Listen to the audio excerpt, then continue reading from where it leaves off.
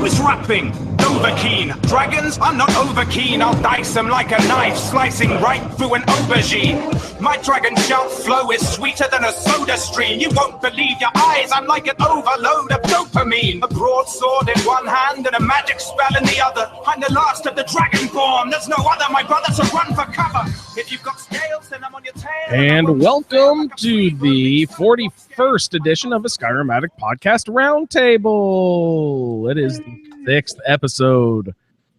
No, the 12th episode of Season 6. We are the show who compares and contrasts Skyrim experiences through a lively roundtable discussion by playing through the same quest with characters who have been randomly assigned drastically different attributes. Welcome, everyone. Hello, hello. Hey. Hello. Sorry, Mike's doing a little cutout thing again there. Weird. Welcome to the show, everyone. This is the Skyrim Roundtable brought to you by ASA Podcasting. Thanks, everyone, for joining the show. This week, we're going over our last final batch of quests, and those will be broken up into 2 episodes, so check out those episodes in your iTunes feed or wherever you can find your podcatcher directing you to find the show. So this week we'll be getting into the quest of World Eaters Eyrie, Sovngarde, and Dragon Slayer to close out our season. So this the season finale. Super excited to have everyone here. We'll go down the line. Jeremy, how are you doing this evening, sir? Good. How's everyone doing? Wonderful. Thanks for joining us. It's been a while since we heard your voice on the round table. Welcome back, sir. Thanks for having me. Yes, sir. And Colin, hi. How are you today?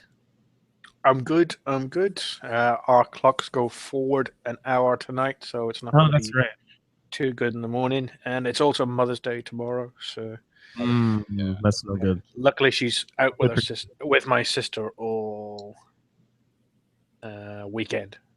Oh, so you not have to take her out to dinner tomorrow? You ditched your mother for Mother's Day. Very nice. Yeah, no, I took her out just tonight about 2 hours ago. Oh, well, at least you got the responsibility taken care of. Good job, Colin. Yeah. Wouldn't take anything less. And Colin's talking to us on a little bit of a new setup this evening. That's adventurous of you, Colin. Yeah, Dixie cups. That's awesome. And also tonight we have Michael. Hello, Michael. How are you? Ooh, hello. Awesome. Thank you for joining us, Michael. Anything exciting going on? You still keeping up with the running and everything? I was. That doesn't sound too promising. Well, no, I was going to run a marathon tomorrow, and then I didn't sign up yet. Oh, whoops! I thought you could sign up there, and I didn't work out. But whatever, it's going to be some sort of deadline for that stuff, right? It said you could sign up to the expo, but didn't happen. But it was going to be 40 and drizzly tomorrow, so I'm not. Yeah, well, quite frankly. I'd rather run in that than 90 and humid, though. Well, yeah, but if I had my druthers, I'd rather not run in that either. Again, congratulations with all your running success over the last, you've been doing that a year or more now, right? That's a little over a year, yeah. It's awesome. Congrats, it's awesome. Pat, just back from Michigan. How are you doing, sir? I'm doing okay, thanks. How's the Midwest? It was lovely. Had a nice visit with my daughter, so that was good. Oh, awesome. Yeah, I forgot she was in the U of M, right? That is correct. Oh, sweet. So that's one of my favorite towns in the Midwest. I know people love college towns and blah blah blah whatever, but yeah, it's a very cool town. Good place to visit. A lot of fun. Yeah, awesome. So welcome to the show, Pat. Thanks for joining us again. Thanks for having me. Victor, sir, how are you today? I'm well. How are you? Awesome. Thanks for joining us. Upstate New York still? Yeah, I haven't moved yet, but you never know. It could happen any moment. You guys still have blizzard snow left on the ground? Didn't you have a blizzard? Yeah, we had about I had almost 18 inches on my car, and there was not too far from here there was over 2 feet, and then they got almost 3.5 feet over in Binghamton, which isn't that far from here. Was that all overnight in one go, or was that a couple different waves? No, it was a good long storm. It that's amazing. It snowed all day and heavily. Yeah, we had that same storm cross through Indiana, and of course they're saying, "Oh, you're going to get 9 inches of snow. Watch out, everybody!" We got like half of a dusting. Yeah, yeah. We right over it. Yeah, that's well, and the storm moved up farther. I think Michael was supposed to get a lot more snow than he did. Yeah. So he lives in that weird spot, though, right? Don't you live in that weird spot that's like if you drive 10 minutes north, you could have a foot of snow. You drive because of the ocean. South. Yeah, it's a little like at work. I work by Atlantic City. We had it snowed for about an hour at around midnight. but it didn't lay. And then at home, I had like 2 inches or 3 inches of sleet.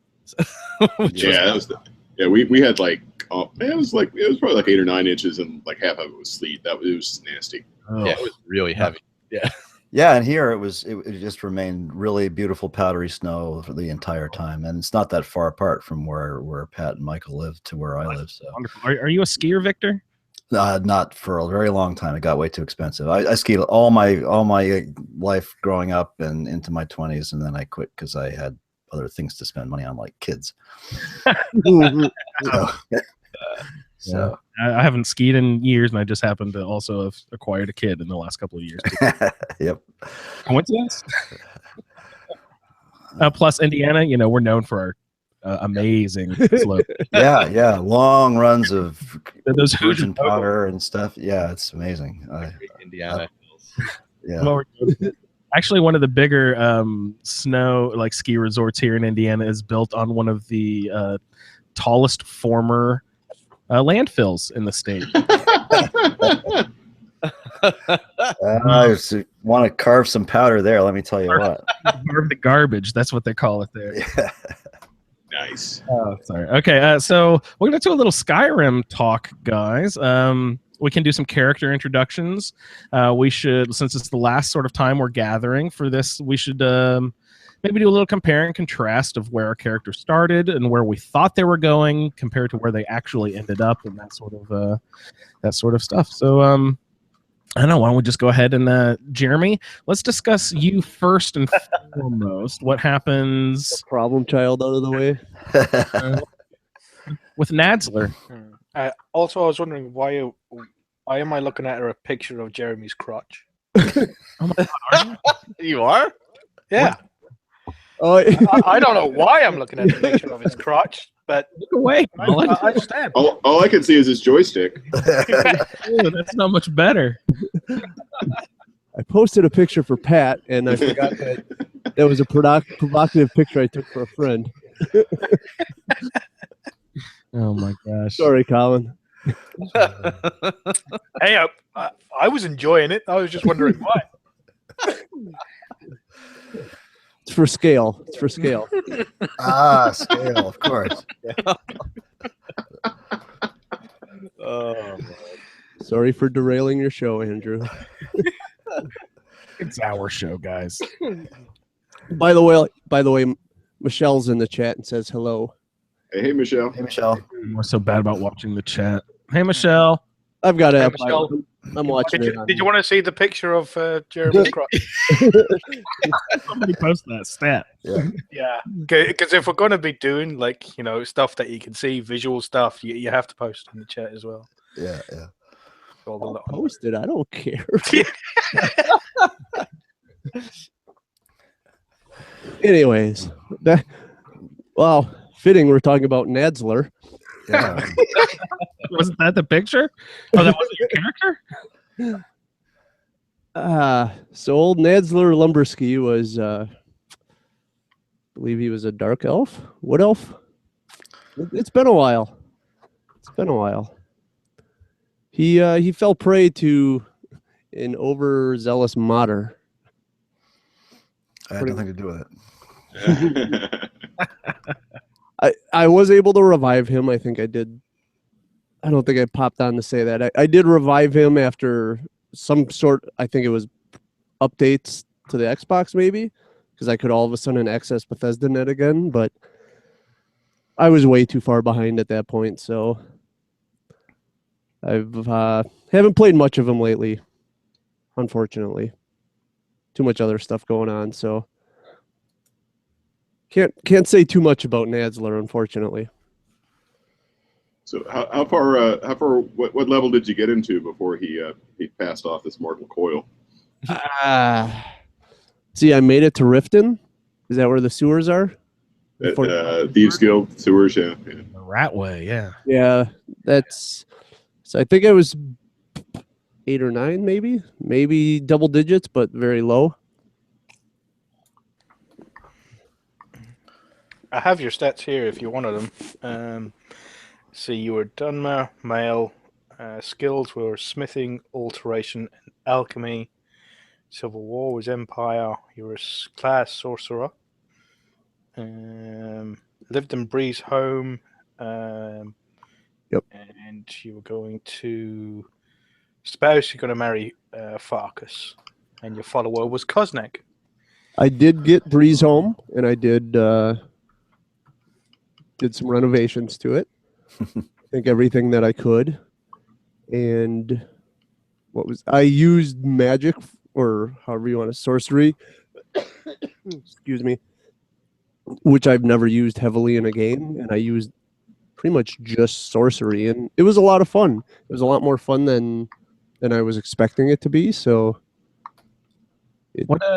when you make that decision on Breeze home, you said you decked everything out. In order to have a kid there, you have to make a decision. What do you lose in order to have the children's room? Is it alchemy, or is it? I believe it is an alchemy room. Yeah, Or lab or whatever. Yeah. I'd rather have alchemy than children, right? Yeah, I think that's what I went with. Yeah, I had kids there at first, but then when I upgraded that new house, I turned it into an alchemy station. Yeah, much rather have the alchemy than the children.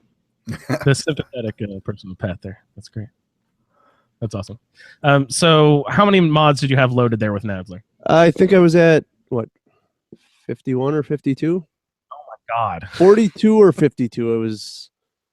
And this was on the Xbox? Xbox One, correct. Xbox One. Victor cultivates really nice lists and everything, but he of course does it and has probably through some sort of mod manager, and he does meticulous combing of load order notes and all that sort of stuff. Were you did you take a page out of Victor's book? I did not.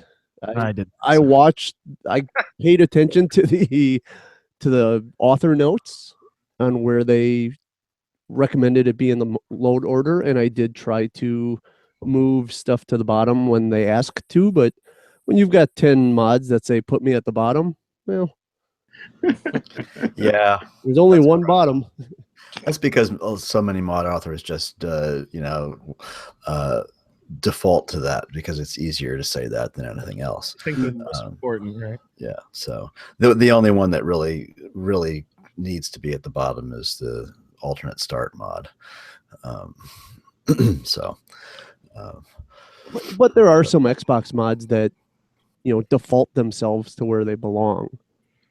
Mm-hmm. Like I think the unofficial patch, and there was something that defaults to the bottom that I fought with for 15 minutes until I realized what it was doing. I don't know how it can. Well, maybe it can. I don't know. But the defaulting to the top is because some of those mods are designated as master files, as ESMs, and those always load first. So maybe that's what I was thinking of. Just the top. Yeah. I'll be talking about that. When, Victor?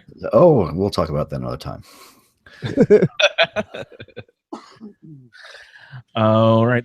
So Jeremy, death becomes her at what level? You said like low teens, right, 12 at most. Yeah, and death becomes her. Sorry. That was a good film. Yeah, I loved it. What? Let's see. I thought I vaguely remembered talking. You got to the going up the path to meet the Greybeards. Is that right? Mm-hmm. And somewhere around there, it crashed for good, right? If I remember. No, I did have a crash there, and it took, I think, a couple days, and it came out of whatever was pulling it down, and then I went over, was able to continue for a while, and then once I got over to Riften is when I got the catastrophic failure. Mm. Yeah. What does that actually look like? Catastrophic failure on the Xbox. What do you see on your screen? Does it just go black, or what is it? Just crashes the desktop or the load screen. Yeah, constantly. Do we have a cute 3-letter abbreviation for Xbox, like CTD? But is it like crash to CTL? To loads to to menu to M. Kind of, I guess you could call it. You could call it desktop by default. I've had a few crashes on Xbox. CTD. Yeah, I think people just call it CTD. We gotta have our own thing here. We gotta get out of this master race loop. No, Andrew, we don't. Oh no. You guys don't. You could call it BSOD and really get to. Yeah, really. They still happen too. Ugh. Oh yeah, as they sure do. So Jeremy, your character was retired and set to rest many moons ago. Yes, sir. Nadzler, thank you for joining the round table and exiting with such great. Colin, could you introduce your character and just maybe do a little compare and contrast where you thought he was going, where he ended up, if just an overview, if you would. Of my female character. Yeah, I don't know which other one. I said, whichever. Sorry, I don't mean to give you the wrong gender assignment there, sir. Yeah, it was horrible. See, my character's name was Legate Clesia Ridia. She's an imperial female. Her assigned attributes were two-handed, pickpocket, and enchanting. Sadly, enchanting stayed around the mid-50s, but the other two, she got to 100 and used them extensively in both enchanting her weapons and armor, as well as her followers' armor and stuff. Her follower was supposed to be Farkas, and he lasted a little while, but not too long, because Khaleesi's spouse was Lydia, and you don't leave the best girl home on a Saturday night, so Lydia was always with Khaleesi wherever she went until she got kidnapped by the Dark Brotherhood. That was when Farkas was supposed to be looking out for her, so that's why he lost his job and a couple of fingers. She joined the Imperial Legion and fought in the Civil War and rid them of the Stormcloak menace. Took great pleasure in getting rid of that douchebag who was in charge. Trying to think. She was a firm but fair. She was a cleric. She did use a school of magic, but only one school of magic, which was the Restoration School. She didn't use any other type. No flame balls or anything like that. So sometimes it was a little bit difficult, but especially when she was fighting undead, it was pretty simple. But when she was fighting sort of dragons and stuff like that, none of her spells could counteract what they would do, apart from was it the wards to fight the breath, but the healing came in handy. That's about it. That's about everything that she was, really. How was this character outside of your normal comfort zone? When if you would just start up a character and play, how's this role outside of what you would normally do? She was female. And that's you. That was it. That was the main thing. And the pickpocketing was not comfortable with me at all. Because I hate pickpocketing. I don't know why. I'm just never good at it in any game. It wasn't the good at it thing that annoyed me. It was the actual act of doing it. I don't really like doing the Thieves Guild quest. Well, and that's annoying as well, because Khaleesi has gotten, apart from the ones that are on Solstheim, because she went over there, but she hasn't done, in air quotes, Solstheim. So she hasn't got any of the shouts from there, but she's got all the shouts that you can get from all over Skyrim. Apart from, there's one that's quest locked inside the Thieves Guild. Oh yeah. There's one that's in the Dark Brotherhood, but it's not quest locked. Whichever way you go with the quest, you can still get the shout. Oh, nice. But with the Thieves Guild, it's quest locked. You have to join the Thieves Guild and have to go through half the quest or 3/4 of the quest to be able to get this shout. Which one is it that's in the Thieves Guild, Colin? I think it's disarm. It's the last word of disarm, or the first word of disarm, depending on when you find it. Yeah. Do you guys have a character who's collected every shout in the game? Yeah, my original one, yeah. Yeah. And I found effective uses for each shout, used extensively and all that. Kind of researched and played with all the shouts really thoroughly. I'm trying to think. Probably not I have used Animal Allegiance. That works now. I found out that works on the Chorus Hunters, so it can turn on the farmer, which is always funny. That is a great tip. That's awesome. Oh, that is good. Yeah. Was it the whatchamacallit, disarm only works at very early levels. You get anything above, was it a bandit marauder or a bandit marauder and up, and they can shake it off.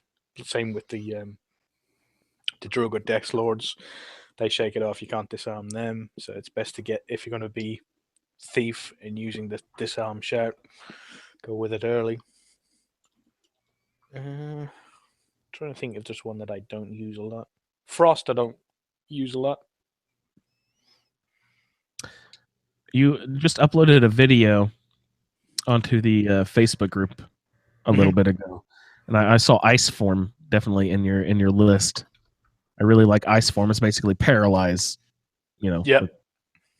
Enjoy that one. I enjoyed that one because video. Speaking of that video, I know we'll get into that, what you were actually playing later on, but can you sort of explain to me the character build and what you were shooting and where stuff was coming from out of that? That was a couple of apocalypse spells. So there's most of them were. The only one that was original there's two that's original. Was Stendar's Aura, which was the giant ball of light that she was surrounded by. Yeah. And that And does damage to undead if they stand in as poison Yes. or whatever, but it's light. Yeah. yes, so it's sun damage, I think. And and she was using Greater Ward, which was stopping the the Fusro shout from the Drogo Death Lords, because they were the ones with the ebony bow, so they've got the full power Fusro shout like you have, so that can knock you in the ass. So she was holding that up to block that and the spells from the Dragon Priest. And then the other spell, the master level spells, like the buffs, was King's Light, I think it was called, and that's where a light follows you, or King's Heart, sorry, and that follows you around and heals you 5 points per second every second for I guess 30 seconds. And then there's a buff that increases your health called Tree Rings, as in a tree that's growing, and it puts layers of 26 points of health over 3 times across you, so it increases your health. Wow. It's kind of like a restoration version of Mage Armor. And those were all Apocalypse, most of those that were listing there. Yeah, Healing Blossom is really good. Healing Blossom is that you activate the spell, and then 30 seconds later, it starts healing you for 30 points a second for 30 seconds. So once you get into a fight, halfway through the fight, you're low in health, then it just automatically starts healing you back up. Cool. But that means you have to be responsible and you have to be prepared. I see these bad guys here. Let me pause. Let me load up. Let me, activate this spell. Let me eat a little bit of food. So health is regenerating during the battle. That's cool. Yeah, you have to activate all your buffs beforehand. Was it when she first entered Skuldafn? She's coming in. She's running up the stairs, and she'll activate all the buffs. So she's got King's Heart, and then there's another one called Sealed Resolve, which is it lasts for 2 minutes, I believe. And if you get knocked down to 10% of your health, Sealed Resolve activates, and that means you only take 30% of your damage of your max health, or something like that. Its wording is very complicated, but basically you take less damage for until you can get your health back up again. What are you using to select your spells? Yeah, how do you? There's the favorites menu. Okay, no extra buttons or hotkeys and stuff like that. No, because I'm on the Xbox. Oh, that's right. I haven't watched the video. Sorry. Beautiful. Wonderful. One thing I wanted to ask real quick about before you brush over it, why is playing a woman so problematic? Is it literally just because you are not a woman and you can't? Oh yeah, not problematic. Is that the only? It wasn't the problem. It was you asked what was the only difference of that I wouldn't play normally, and that's why you would usually play a male. That was the only you would thing. almost always play a male character. Yes. Okay. Cool. While I was playing her as a female, I had to play her in third person. I couldn't play in first person. Oh, that's very interesting. Felt weird. Any other thoughts about that? Like why male in first and female in third? Well, when I'm playing a male character, I can put myself in it as I'm that person. Where a female character, you can't do that because, they're saying she and her and stuff like that. So yeah, it's more of a story you're observing instead of one that's happening to you. Exactly. Yeah. Oh, the quick aside. Sorry, I know I'm taking up loads of time, but I transferred was it Jonaria Arc Valen over to ESO, and I've been playing absolute crap tons of that. Nice. And was it when I first started up Jonari's thing, her character, I was a voice in her head. So again, she was in mostly third person, and I was a voice in her head. So she would be doing all this stuff, and I would be this voice in her head that she can hear that was telling her to go and do stuff. And sometimes she didn't want to do it, sometimes she did, but most of the time, because this voice in her head was something all powerful and all seeing, and every time she tried to defy the voice in her head, things went wrong. Alduin showing up for one, all this sort of stuff. So, and I just found out that never said it on the show, but Morrowind is coming out, and I think Vivek is going to be in Morrowind, and Vivek was the guy who I said was the voice in her head telling her him, because he was in my idea of the story, it was him that was trying to get her to get back at the Boethia and Mephala and what's the other one? There's the three that are now the divines over Morrowind. It's Boethia, Azura, because he wanted to come back with the other two. I can't remember their names. But anyway, he's going to be in Morrowind, the new expansion for ESO, I believe. Is that out yet? No, June. It comes June, out. yeah. Nice. That's awesome that you can. How do you go about transferring a character? You don't literally mean that there's a possible way, although that would be incredible if Xbox would be like, hey, you can export a character straight from Skyrim into ESO. That would be incredible if someone did that. But you just mean you designed a similar looking possible character, also with build statistics as well to your previous build on a different platform.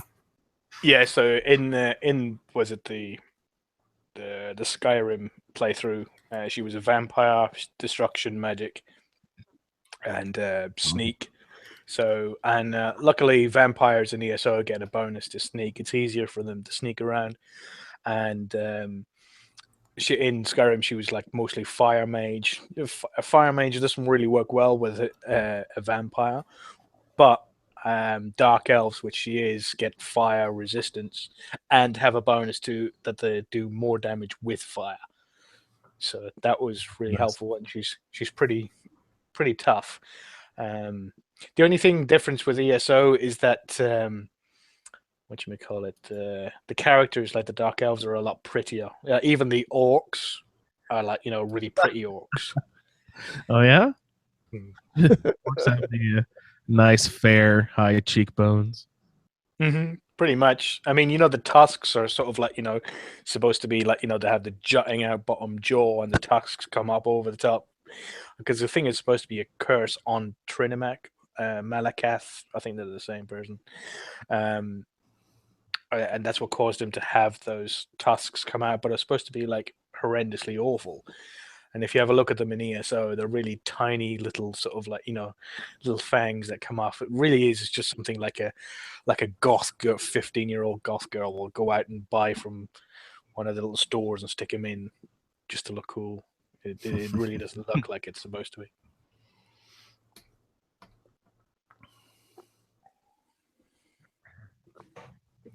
Sorry about that. My wife was talking to me. All right, gentlemen. We shall move on down the line. Michael, would you like to tell us a little bit about your character, where you thought they were going and where they actually ended up a little bit? Sure. My character is Maskir. He's a Khajiit Stormcloak. Male. Let's see, what else was it? He was supposed to marry where's my spouse? Calder. That never happened. I was supposed to have Janessa as a follower. I think I may have used her for a little bit, but I have Talvis as a follower. And I usually hate followers, but he's been rolling around with me in Daedric armor.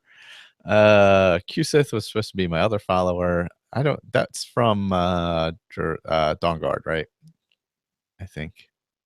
Yeah, he's like a vampire dog or something. Yeah, something like that. Yeah.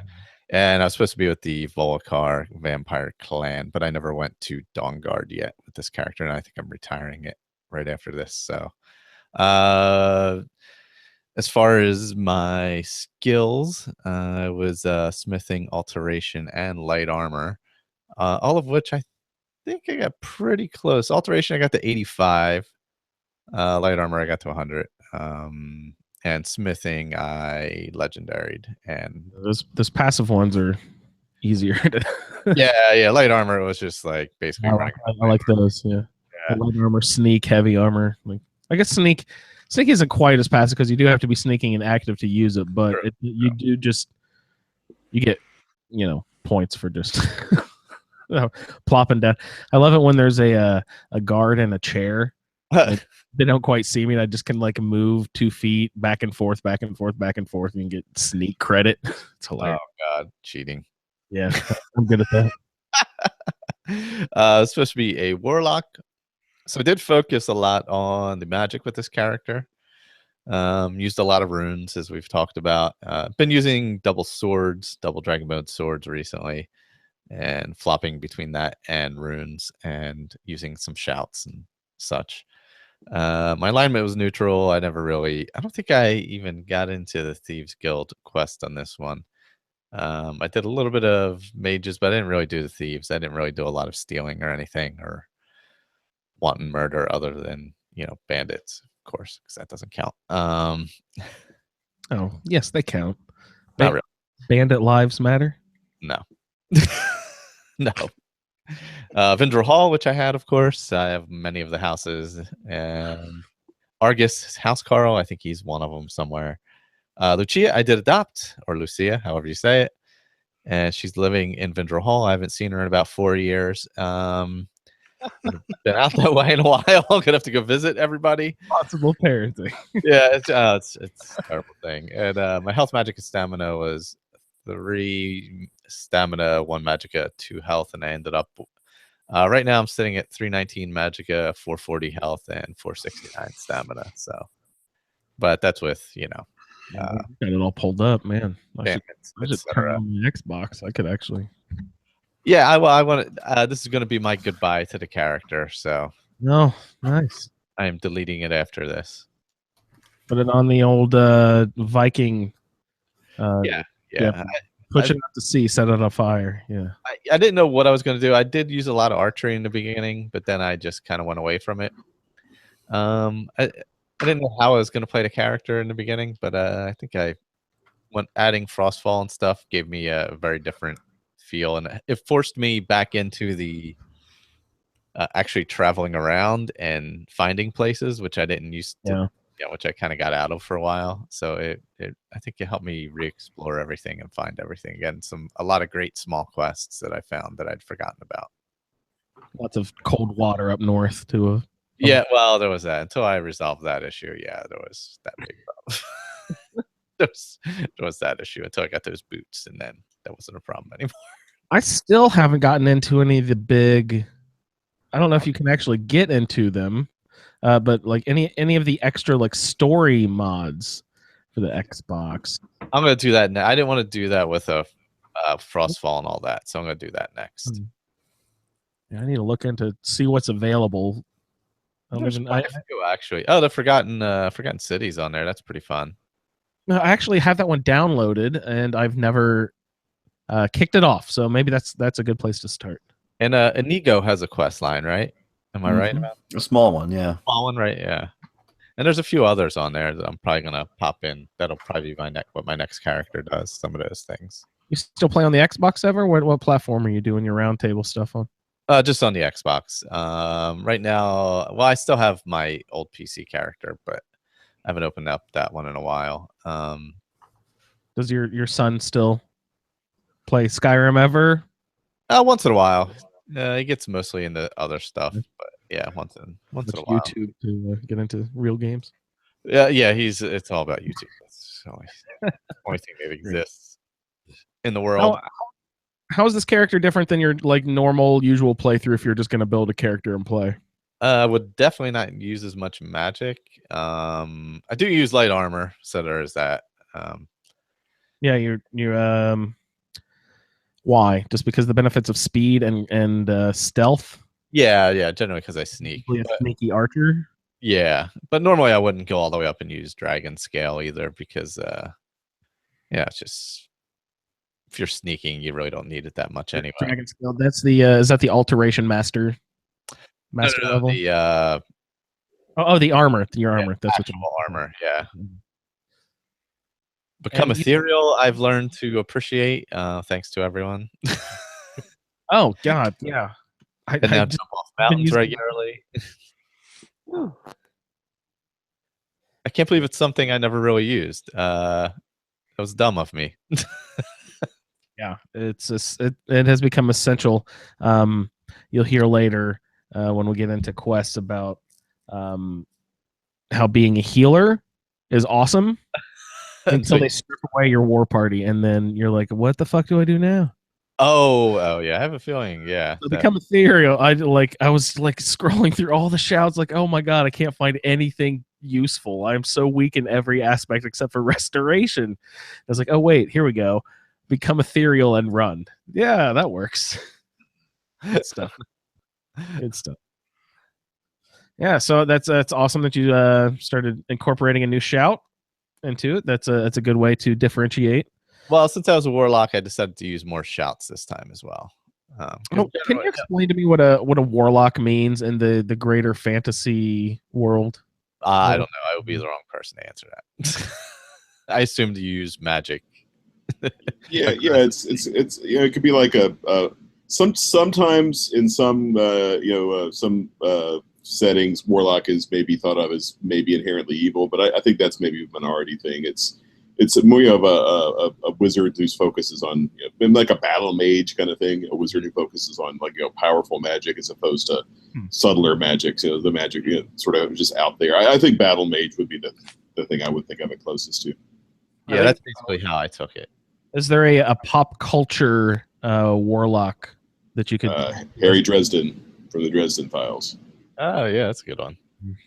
I think in D&D they say that a warlock gains his power, like his use of magic, by making a bargain with a sort of like it may be a not so good entity, like in the D&D world.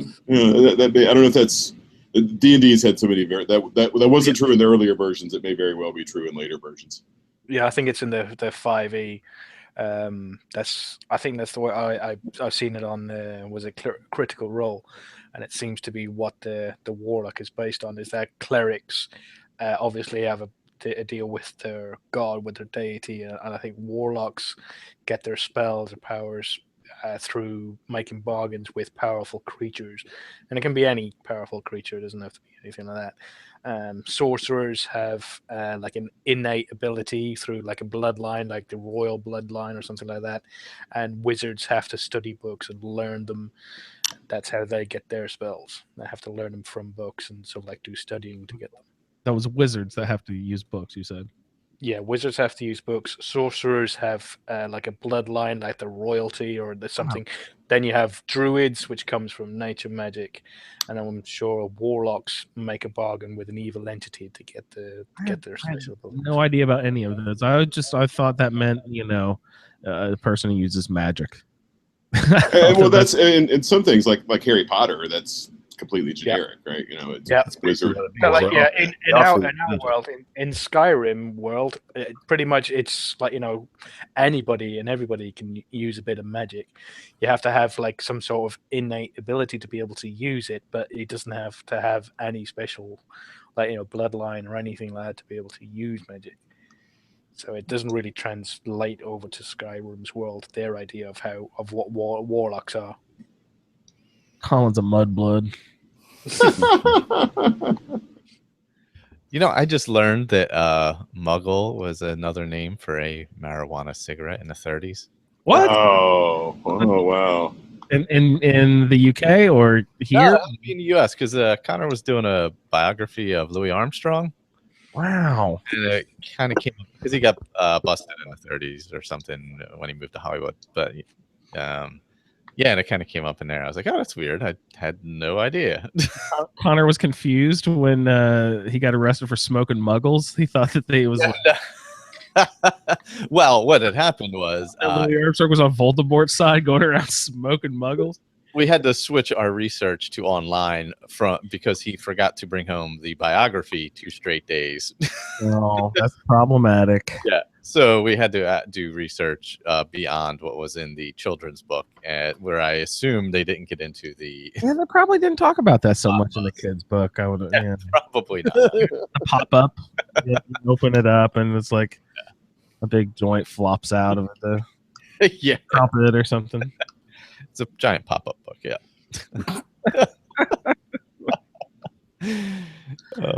There's got to be adult pop-up books out there, so that idea has to exist already. But it has to. It's got to be somewhere.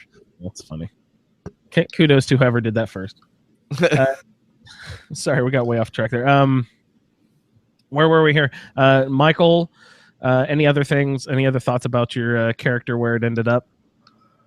Wait, who were we on? We weren't on me. We were on Colin, weren't we? Nope. Were we on Colin? I thought we were on Michael. Was We it me? were. Yep. Wait, weren't we talking about something else? We're still on? I was about to move on to Pat, so we I thought we had, but yeah, no, I really enjoyed playing a different style and kind of playing the whole game again instead of just specific things. Yeah, you said you use more magic than you would if you tried to concentrate on shouts. Any other big drastic differences from your normal play style? No fast traveling. Obviously, the needs mods. Trying to think. I kind of did my best to finish quests as I came across them, so I kind of got involved in a lot of side stuff. That's a really fun way to play. Yeah, then it's normally like if I was doing the thieves, I would just kind of hop around, do the thieves, or hop around, do it. I kind of took it and used the journey to re-explore the game again. So. That's really nice. And, So that was kind of nice. And I enjoyed. I mean, I know it's been a long-term project now, but I've really enjoyed trying to look for the differences in between.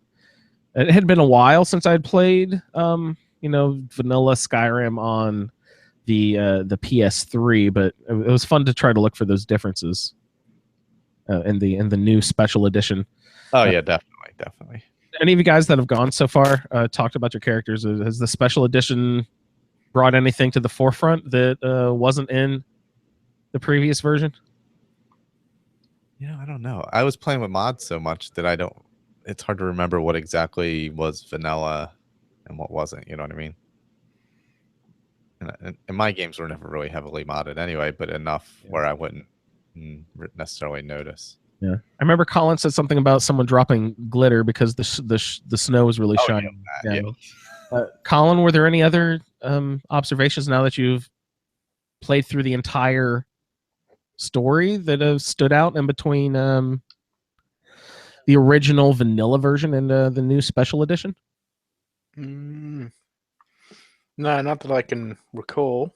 I did notice something, but we can get onto that later, right? Because it's actually in the quest.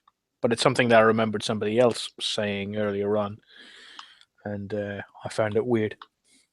But no, I didn't notice any other things like from difference between which we call it OG Skyrim and SSE. OG. Nice. I thought this is stuff we've all brought up in past shows and stuff, but the water looked better. I thought it sort of retextured and looked a little smoother. Oh yeah, definitely. The flow direction. I think Victor commented that they actually altered the direction because it looked like it flowed sideways at some points or something. I don't remember exactly what the thing was there, but no, it's the general just sort of shine over everything. Everything looks a little more yellow, if that makes sense too. The sunsetty and sort of like with a rosy hue. Mm-hmm. Everything's sort of more golden, more mists, and the god rays. I remember them making a big deal about the god rays and the sort of like the commercials and the trailers before it came out and all that. I wonder if I went back to the old version, what sort of drastic differences. That'd be the real way to notice. Yeah, that's how you would definitely. Yeah, I should do that and take some notes and see what the real differences are. Break it out on the 360 again. Oh boy, could you imagine the load screens? Oh, I think they're beefy on the Xbox One now. If I pulled out the 360, I'd go back to those like 5-10 minute load screens. Sometimes you're trying to get into your Hearthfire house and you're like, I don't know, has it crashed? We're about minute 4. Do I just go ahead and reset it and retry? Do I wait it out? All right, let's go do some laundry. Maybe it'll be back by the time I fold some jeans. Let's see. Oh, that's so Xbox has been glorious for that improvement, definitely. So Pat, this has been your first experience with the Skyrim Roundtable, and was this actually your first Skyrim character altogether? Yep. Had never opened the game before SSE came out. We can't really do a comparison to what you normally do in Skyrim, but we could do a sort of what you think you would do. I'm sure you've developed a subsequent character since. When you're just going to play the game, Pat, Skyrim style, what do you think you would do? So somebody's got the YouTube on in the background. I think okay. I don't know, because I actually started a second character, but I wound up going back to so maybe just for this character. I played, and I've talked about this before, so I won't dwell on it. But I played up to level 40 or so, pretty RP, as much RP and as possible. Keeping it pretty true to the character concept. And then around level 40, 45, I said, you know what? I knew there were things like the legendary dragon achievement and doing the ebony warrior that you had to be very, very high level to get those things to happen. So I said, oh, screw it, I'm just going to power through. And so then at that point with the character, I started doing just literally all the quests. I did every quest line, companions, Dark Brotherhood, blah, blah, blah. Did a bunch of level grinding, went legendary like half a dozen times just to get up to level 80 because I knew I wanted to do that stuff. So at that point, I kind of abandoned sort of the RP. And I know several of you guys have talked about how you typically only get to maybe level 30 or so, and then you sort of get bored with the character and want to do something different. And I think that was kind of the same thing. I was effectively like, yeah, I've done all the RP stuff, but because I've got all these achievements and other crap I want to do, I'm just going to keep powering through with this character. So that's something I would not envision going to level 80 again with multiple characters. I don't think there'd be a lot of point to it. This character was, I was originally thinking, because I had a warlock too for my character, concept, character class, whatever. So I was originally thinking about, that I would be fairly magic usery, but I also had sneak and archery as my other two, and so I wound up being a lot more sneaky archer focused than probably I'd originally intended to, just because it was, we've talked about it many times. It's obviously a really easy way to settle into the game because it's such a natural play style. So that'd be the other thing I would want to do something more drastically. Heavy armor, sword and board, or two-handed or something. Just completely different. Just to really try a fully different thing. Several of you guys have talked about a restoration school. I've hardly used restoration at all. So that would be basically sort of like a cleric build potentially, like heavy armor, mace, restoration. That'd be kind of a classic D&D cleric cleric playthrough. So that's the kind of thing I'm thinking about, for a next character. But I really had a good time with this thing. Obviously, all the different stuff I did was a lot of fun. All the different quest lines, and everything. I think that's to talk about the things that maybe this has over Fallout. I think the variety of quest lines is better, and I think the Radiant quest system is a lot better implemented in Skyrim. There's obviously other things where Fallout may be better, but I think those are two things that made that long slog of getting up to level 80 tolerable for me, is because the variety of quests and things in the game was really good. We don't have to get into which game is better here. No. There's relatives both ways, and I think that's the relative advantage of Skyrim over Fallout, is the Radiant quest system is better, and the variety of quest lines. Because I've heard people say exactly the opposite. So it's interesting that your take on it is that, because I kind of agree, but both sides, the Radiant quests can tend to be kind of repetitive. Yeah. So. Yeah. Well, the worst Radiant quests for me were the ones in the Thieves Guild, where you have to do the Radiant quest in the 4 cities, and right. I wasn't doing a mod because I wanted to get the stupid achievement, so I was having to do it. I was doing quite a bit of light save scumming there, because I was like, nope, I don't want another one in Whiterun. I wanted it in Riften, or actually Riften doesn't count it. Wherever, I wanted it in Markarth or wherever the hell, and I kept having to reload. It unfortunately encourages that. I think that's a problem with the mechanic. I think that's yeah. And then once if you're not worrying about the the achievement or whatever, then you can load one of the mods that lets you sort of zero in on that without having the save scum. Yeah. So Andrew, I don't know if I answered your question, but it was definitely a game, very enjoyable game, very well implemented. Obviously, the SSE quality is very nice. I actually am having trouble running SSE on a high quality setting on my laptop, which is weird because it will play Fallout 4 on Ultra with no problem. So different engine. So I mean, it's DX11 for Fallout and DX9 for Skyrim. And I am on Windows 10, so I know. Skyrim SE. I'm sorry, that's DX11 too. What am I saying? So I know Windows 10 messed up some games or whatever. So I did all the sort of easy stuff. Made sure all my drivers were updated, the game was fully updated, Steam was updated, all that stuff, and it still wouldn't. It will run, but it gives just horrible graphics quality. So I'm actually thinking, to your point, Andrew, about LE. I'm actually thinking I might fire up LE on my laptop and see if it'll play that without some of the weird graphical glitches. So that's actually something I may for my next Skyrim character. I may actually take it over to the laptop and pull it up in LE and see what happens. Nice. You said you barely used restoration at all, and a few other things. What other schools did you avoid altogether? So I did not use restoration, but I did a lot more just healing potions, and I didn't get into any of the other sort of alternate perks of restoration. So I mostly heal myself just with potions. Yeah. I know that you're at least in Fallout, your survival mode fan. Did you do any sort of? You said you didn't do any mods or anything. No. I figured this because I was wanting to focus on getting the Xbox achievements, which I've got all but 2. I've been distracted back into Fallout, so I haven't picked up those last 2. But I'm going to wait until I get the Xbox achievements before I start doing significant mods. So in terms of the magic schools, destruction was my chosen magic school, and that thing is so hard to get to 100.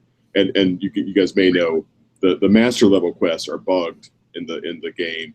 You can't get the master spells until you get to 100, even though it's supposed to be 90. So that's a real pain in the ass about destruction. And I used a lot of enchant. I went legendary on enchantment. I think twice. I think I went around the horn twice on that one.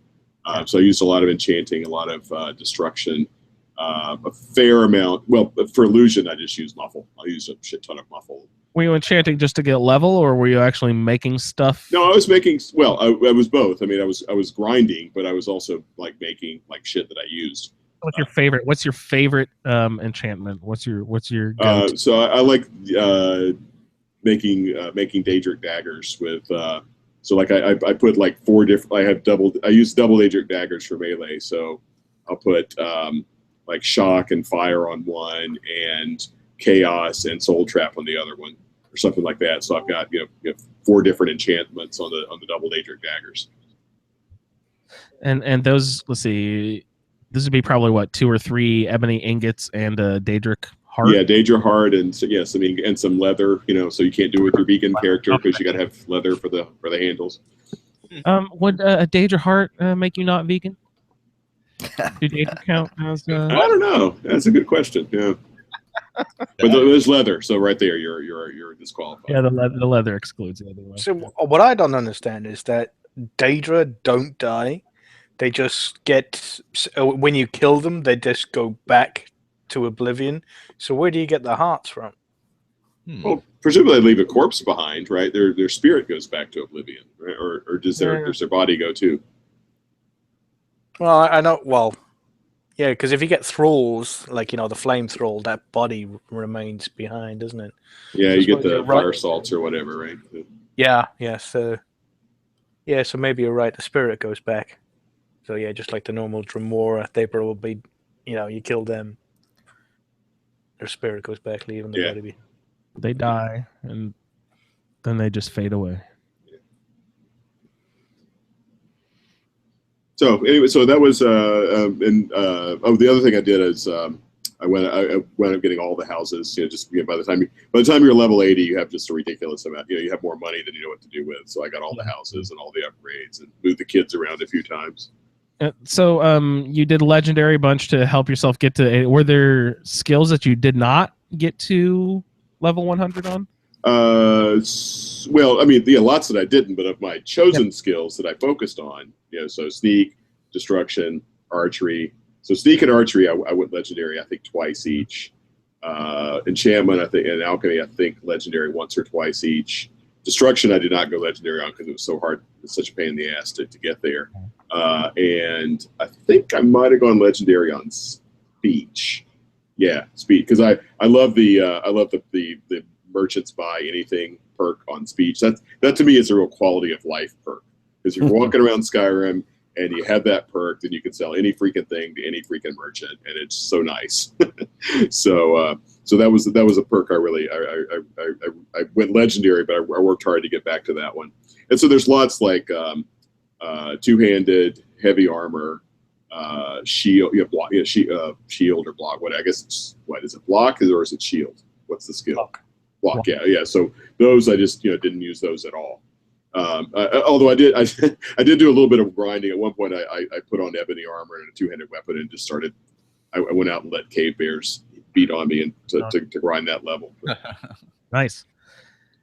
Yeah. See, it's at the risk of having rotten vegetables pummel me again, I'll bring up that I've never gone legendary in anything. So the one time that I actually made it to the Ebony Warrior stuff was because I got each category too.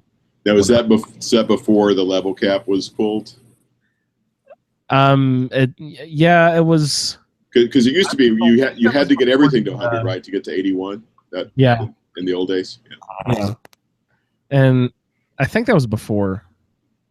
No, it could not be, because I started playing the game super late. So all that stuff had to be out. It had to be possible to go legendary. I just never did.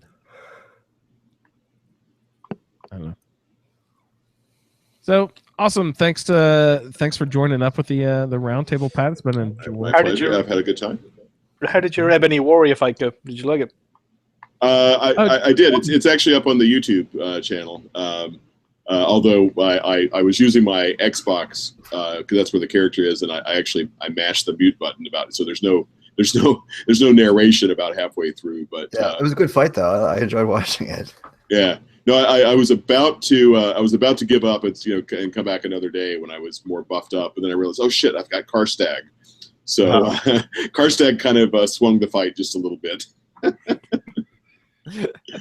He's useful to have in your back pocket. That yeah, because not only was it Karstag, he's also he's got some kind of he's got an ice wraith, right, or whatever, and so he So basically, he popped out. He started summoning ice wraiths, and they kept the Ebony Warrior completely distracted. So at that point, I could just plink at him with arrows. Awesome. Yeah, and he Fusro dodged me off a mountain several times. It was not pretty. Yeah, the worst thing about that Dillweed is if you Fusrodai him off the mountain, it doesn't kill him.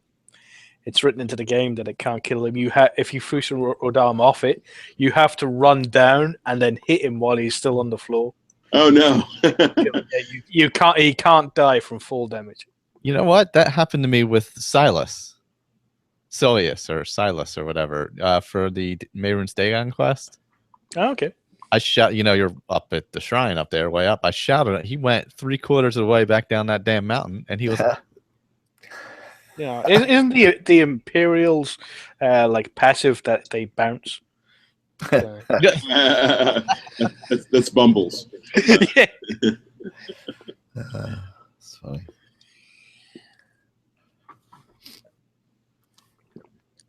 And is that on the ASA Twitch feed, or is that on your Twitch feed? It is on the ASA YouTube. It may still be on my Twitch, but the video is on the ASA YouTube. Oh, awesome! I'll have a watch of that tonight. Yeah, so it's about 40 minutes because I started some of my just preparation and tooling up and everything. I think the fight's maybe the last 20 minutes or so. Awesome. Very nice. Again, thanks, Pat, for joining up. It's been a joy to have you on the round table. And we will say, Victor. Hello. How has your character been doing? Where did it start? Where did it end up? How is it different than what you... Oh, we're using it now, I see, instead of he. Colin is responsible and has everyone's breakdown pulled up in front of him. If I were a good show host, I would also have everyone's breakdown pulled up in front of me, but I, alas, do not. Colin, would you like to tell me what sex Victor is? I'm it's pretty sure it doesn't matter anymore. Yeah, he's a fun guy. So. That's right. It's kind of ambiguous. Oh, good. Yeah. So Freya Hawthorne, the female version of Freya Hawthorne, actually kind of similar to Pat's in some ways. She drew archery, conjuration, and sneak, and so she was assigned companions, which she worked through. She is the harbinger. She was assigned Silja as a spouse, and she married Silja, and they're living very happily in Bree's home. She was assigned Proudspire Manor, which she can't yet afford. So sadly, that remains out of her reach. Her other followers were both Dawn Guard, and so since she hasn't done Dawn Guard yet, they still are waiting in the wings. Being that the Empire killed her lover, Lokir of Rorikstead, Freya spent a lot of time killing as many Imperial patrols as she possibly could. Unfortunately, she was also assigned the Empire as her Civil War side, so she's still trying to come to terms with that. Her class was fighter. Her alignment was evil, and I chose to play her as more of a sort of a neutral type of evil. And I guess, well, she made it to in conjuration. She used that a lot because she used the bound bow a lot, being an archer and all. So she ended up at about 83 in conjuration, which is pretty high for any of my characters. And she ended up at 75 in archery, where we used ordinator, and so I went up most of the sort of the bound weapon branch of ordinator's conjuration thing. I didn't quite make it to the last one because that I think requires 90 or 100 or something like that. So, but it's pretty cool and it's quite powerful. And she had just started to use some of the the sort of Atronox / Dremora perks, because she was conjuring a Hern towards the end, which is a pretty powerful conjuring. Victor, sorry, what's a Hern? I don't think I've been. A Hern is kind of like a nature spirit. It's somewhat the lore is scant when it comes to Herns. I think they're sort of, I can't even tell you what their where the Elder Scrolls lore picked them up from. There isn't really a corollary in like Tolkien or elsewhere, but it's just a nature spirit. Maybe a little bit like a what's not a safe dryad or something. Yeah, a little bit, sort of a more human version of a Spriggan. So they're in that kind of realm. Okay, yeah, that's good, because you mentioned that like almost all of the like spirit names, and whether it's in Skyrim or D&D or just about any other setting, there's like some sort of analog, and I've never heard that Hern. That's why I interrupt you, because I never heard that word at all. Yeah, it may very well, the name itself may very well be Elder Scrolls specific. I mean, Spriggans certainly aren't. They come from, I think, Celtic lore. I'm not sure, but somewhere but Hern, I don't know. But and the Hern that you can conjure with, it's an apocalypse spell, I think. Yeah. Also calls 3 spirit wolves, and it's an archer, so it's a pretty powerful conjuring, and of course they're available in the last quest, so he was there with us. What else?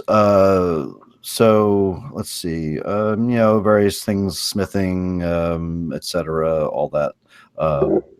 She did grab the Galder amulet, so her stats were in the high 200s pretty much across the board.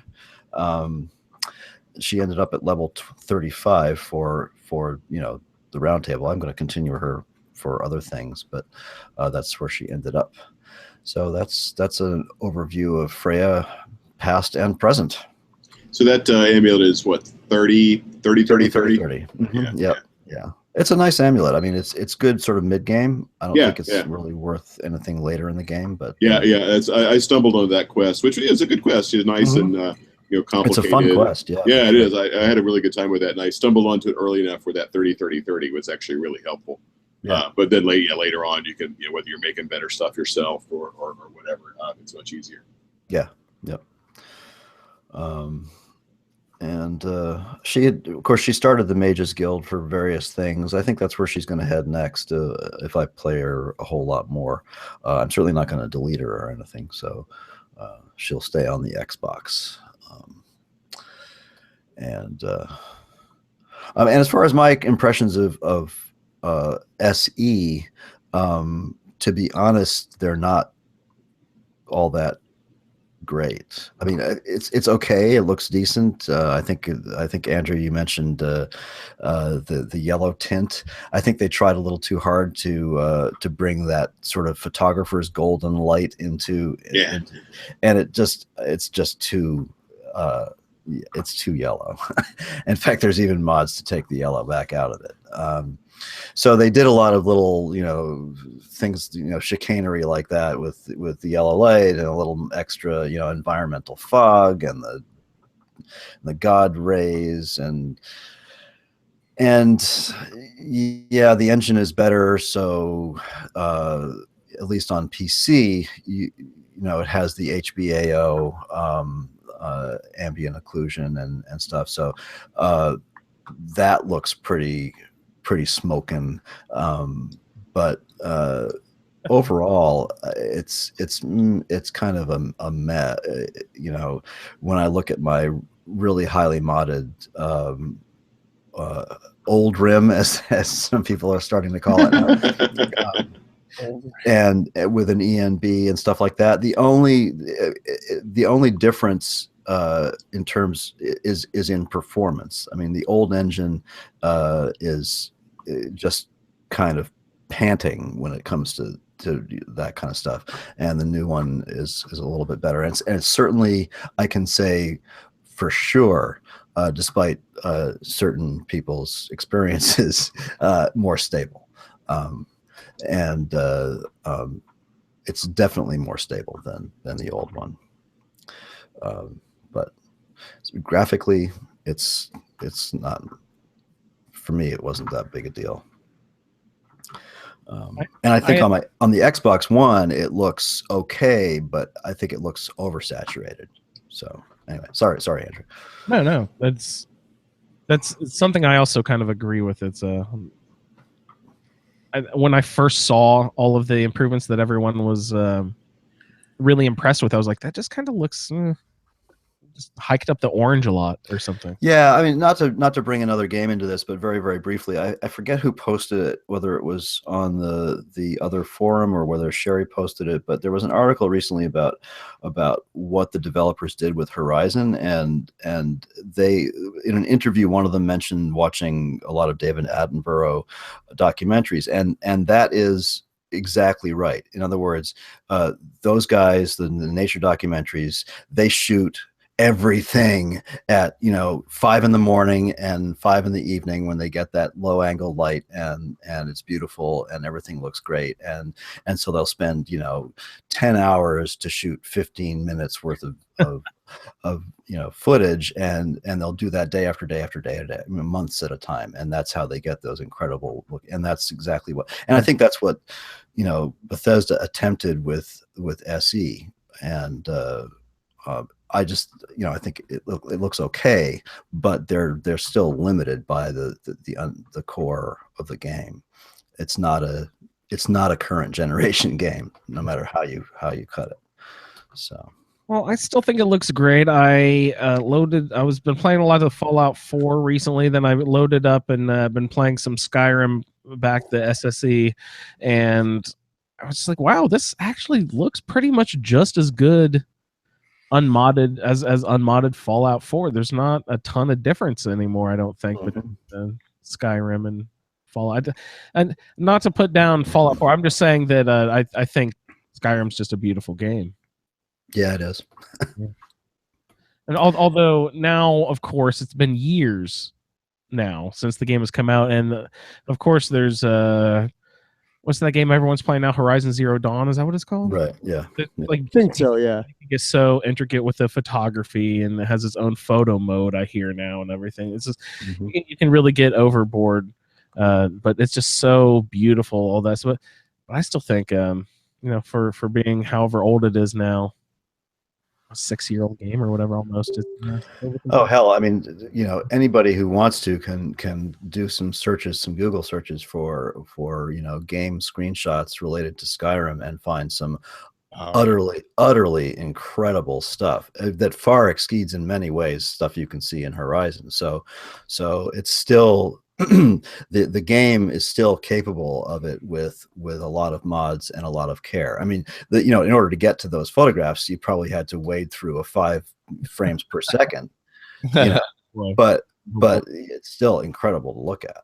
So yeah. Victor, do you feel that you sufficiently covered sort of your character introduction and totally? Let's hear about yours, Andrew. Where you ended up versus started and everything. Yeah, absolutely. Actually, this was a very different play style for me. I hinted at it before. I played sort of it was restoration school only magic user with a large party of people. I was supposed to be a cool idea. A druid. I wasn't quite sure what that meant. I kind of looked a little bit for a background on what that meant, and through you guys also told me I think animals were a big part of being druid, and being sort of one within owing allegiance to nature, right? And that's kind of how I played it. If I had to kill an animal, I would stop and play my lute next to it, because I was also a bard in the Bard's College, which I did my the Bard's College Let's Play with this Roundtable character, which was really fun to do. So 6. It was really nice. Sorry, what'd you say? 6. Sex. Yeah, 6. Are you offering? You have to send him a picture first. Yeah. Picture of my nuts. Yeah. Sex of your character. Oh gosh. Are you kidding? I don't even remember because I wear a face mask and a hood. I don't even see the face of my character anymore. It's an Argonian, let's say male, right? Mm-hmm. And you always play. I always play a female. Yes. If it's my choice, I will always play a female. This might have been the first time the Skyrim Roundtable actually rolled me a male. Mm-hmm. If I'm not mistaken. And the Fallout Roundtable, I've played males both times, I think. Fallout. So. No, in Fallout you were female. Oh yeah, you're right. It's like Penny Lane or no Lucy something. Sweet Pea. Sweet Pea. That might have been the Dead is Dead thing. So I don't even remember what my stats were, but I was supposed to be a druid, and I took that to be a magic user, but I used that as my restoration assignment. I tried to be noble to animals in any way. I didn't know what that relationship would mean to dragons. Are dragons? They're probably not animals. The magical creatures. They're magical creatures, so I didn't feel too bad killing dragons. So. Let's see. I was light armor, if I remember correctly, because I used a mod that let me use the Greybeard's robes that were armored to the level that normal light armor would be. Hey, Andrew? Yeah. So over in the chat, I'm going to butcher her name if anyone knows it. Sarah with an I before the A. She asks, why does Andrew prefer female characters? I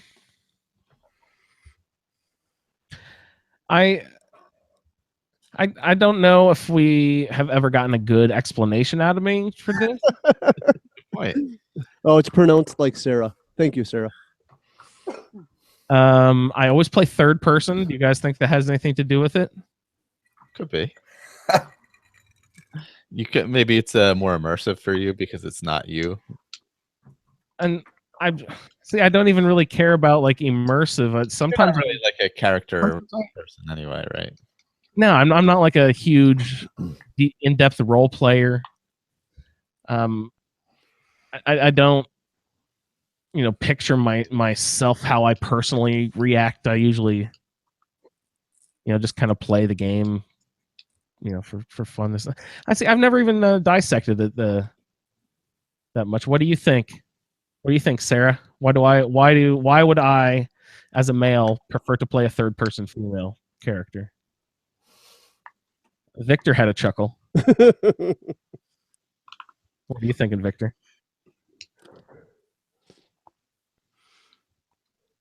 No, I think he dropped his mic and walked off stage. He gave up. I'm done. Staying out of that one. Is it because I like looking at a butt? I don't know. Tori, do you get jealous of me looking at female characters in third person in video games? What's that? And she said no, not at all. Is it that you think that women are better than men and they do more work and they're more badass than guys, so you should always go with a female because they're more badass? Could be that. I don't even. Is your missus a badass? I mean, if they're the hero of the game, they're always almost always a badass. I haven't really dissected it why, but I do it in Fallout as well, Sarah. I always choose a female character in Fallout. I don't know why I do that, but if given the choice, I will always pick a female character. I've started to do that also though in the last few games where I've had the choice. Yeah. Well, if you ask Dennis from the Fallout feed, he will tell you on previous Fallout games there are exponentially more male opponents than female characters, and therefore it makes sense to be a female character so that you can take the perk Black Widow that allows you to do more damage to members of the opposite sex. So there's a point to him doing it, but I wouldn't put that much thought in. I think that's true in 3 only. I don't think that's. Not even- I think in 4 it's pretty balanced, and in New Vegas you can actually New Vegas you can actually take both. So for my New Vegas playthrough, I have the whatever the lady killer perk, but I also have the confirmed bachelor perk. So my character has it's not gender specific the way they did the New Vegas version. Yeah, in New Vegas, if you're a female character, it's called Cherche la Femme. And it's the same thing. Females on female, it's more easier to persuade, and you do more damage against them. Or not easier to persuade. You get more dialogue options. Special dialogue options. Yeah. So once again, yet another reason why New Vegas is fucking awesome. Yeah, it's the best Fallout. Yes. Let's see, in the group chat here, Michelle says, I prefer to play a female character in first person, he says, because it forces me to try and think as a woman, which I like. It tries to make me feel and think as a woman, which I like. Sarah says, I'm not a psychologist. Well said. And then weeks and weeks of therapy in Andrew's future. She also continues, it helps me to understand the female psyche better. In a future show, we have his mom on and right, yeah. Cry and suck on something. I dressed him in girls' clothes until he was 10. So we actually have a bunch of quests. The actual conclusion of the main story of the game we got to get into. Was there any other pressing issues that I need to get into with my character introduction? It was light armor, smithing, which actually worked really well with the light armor. Oh, with the vampire gloves. I remember I used the vampire gloves because they had the cool metal tips on the fingers. I don't know if that actually would give you any bonus damage if you try to do unarmed attack with them, but they look really neat. I like those vampire gloves. But so it was light armor, smithing, and restoration magic. And I basically just found as many what would you call them, sort of temporary quest followers or quest-based followers, if you could call them that, as I possibly could. There's Thonir from Morthal. I don't remember what the quest is called, but the vampires that are near Morthal, you have to clear them out. If you go there and you take Thonir away, he'll just follow you forever. Also, of course, the classic Brother Verilus there from the Ring of Namira quest, and Barbas was with us, and just everyone has Serana with us. My natural follower that I was assigned was Ogle. So I just basically sat back and used Heal Other, and through the what's it called, Victor? Apocalypse, I think. The Apocalypse stuff I had. The Heal Other would actually do damage to enemies. Up to a certain level, I found out, but so I would use that. I would heal other. I would heal my guys, or if I missed my guys, I would hit the bad guys and do damage to them. So that was a really great way to play, and I'd never played like that before. But as we get into the quest next episode, you will hear why the Skyrim is probably not built for you to be a healer only. So we'll get into that adventures on the next episode. Does anybody have any other last tidbits they'd like to cover before we sign off for the evening? You do know Thonir has a son, right? That just lost his mother. Thonir, your follower, he has a son. Yeah. What is that story? I don't care. I just bring him along. He's my. Yeah, I mean he's just lost his mother. His mother has just died, and he's in mourning. And then his dad goes off to kill a vampire, and then never returns.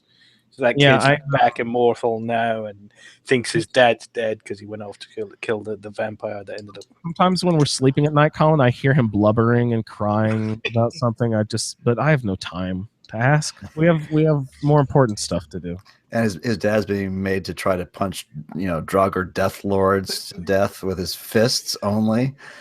No weapons. Yeah. So hand over those blades, buddy. Oh no, of course. No, I have no idea. Poor Thonir. But we will actually get into more of this adventuring on the next episode. Anybody else? Michael or Pat or Yep. Jeremy? Check out the Let's Plays. Fallout Let's Play on the Fallout feeds. Let's Play Skyrim on Let's Play Skyrim. Yep. Any other show news, Jeremy? You got any? Oh, you guys have a special show coming up immediately afterward, don't you? Yes, we do. Yes, Nice. sir. You will be doing a special episode of ASA Game Talk revolving around Horizon Zero Dawn. Now, is it going to be spoilerific or spoiler free? There will be some spoilers, but only up to the point that we have played. Yeah, Well, mild early is spoilers, maybe a couple of locational spoilers, perhaps. Right. Who knows? Stuff like that.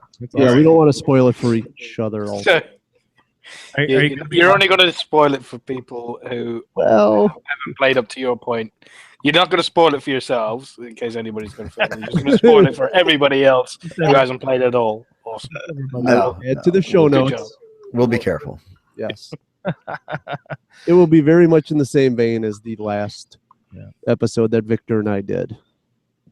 Yeah, that's awesome. So look in the ASA Game Talk podcast feed for that in the future. And for Andrew and Victor and Pat and Michael, Colin, Jeremy, I'd like to thank everyone for joining us this season of the Skyrim Roundtable. Please join us for the next episode, which will be the season conclusion. We will go over the quests of World Eaters, Irie, Sovngarde, and Dragon Slayer. So please check us out on asapodcasting.com. You can find all other information in the outro music here. So thanks for listening, and God, I almost said my Fallout sign off there. We'll see you next time. Later, guys. Bye, night. everybody. All right. Who is rapping? Overkeen. Dragons? I'm not overkeen. I'll dice them like a knife, slicing right through an Thank you for aubergine. downloading this episode of a Skyrim Podcast Roundtable. If you are interested in doing a play-along character with us, the show can be contacted by emailing skyrimroundtable@gmail.com. For the Skyrim Random Stats Character Generator, the Roundtable schedule, our Amazon link, and all other show information, please head on over to asapodcasting.com, where you will find the Fallout feed, My Journey with CF, a Skyrim podcast, the Chatterbox, ASA Game Talk, our YouTube channel, as well as other content. Your 5-star review on iTunes is greatly appreciated. Once again, thank you for downloading, and no lollygagging.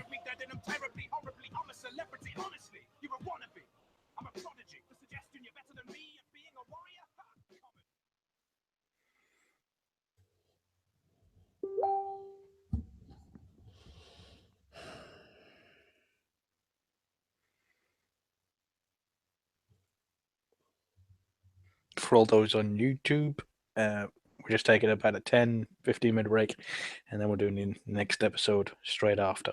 So it's not actually the end of this. Well, it's the end of the podcast, not the end of the recording session. I'm going to get a drink. Figure it out amongst yourselves. Attention, listeners. Intermission.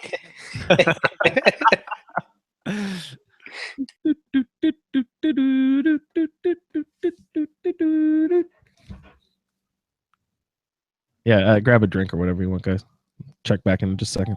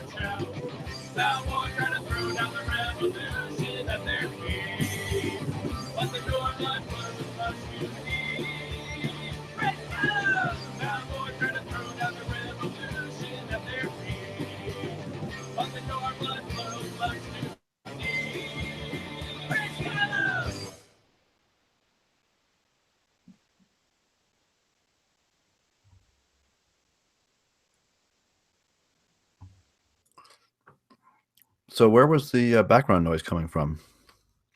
I don't know. It seemed to come up when Andrew was talking, as if there was something going on, like somewhere Mhm. behind him. Agreed.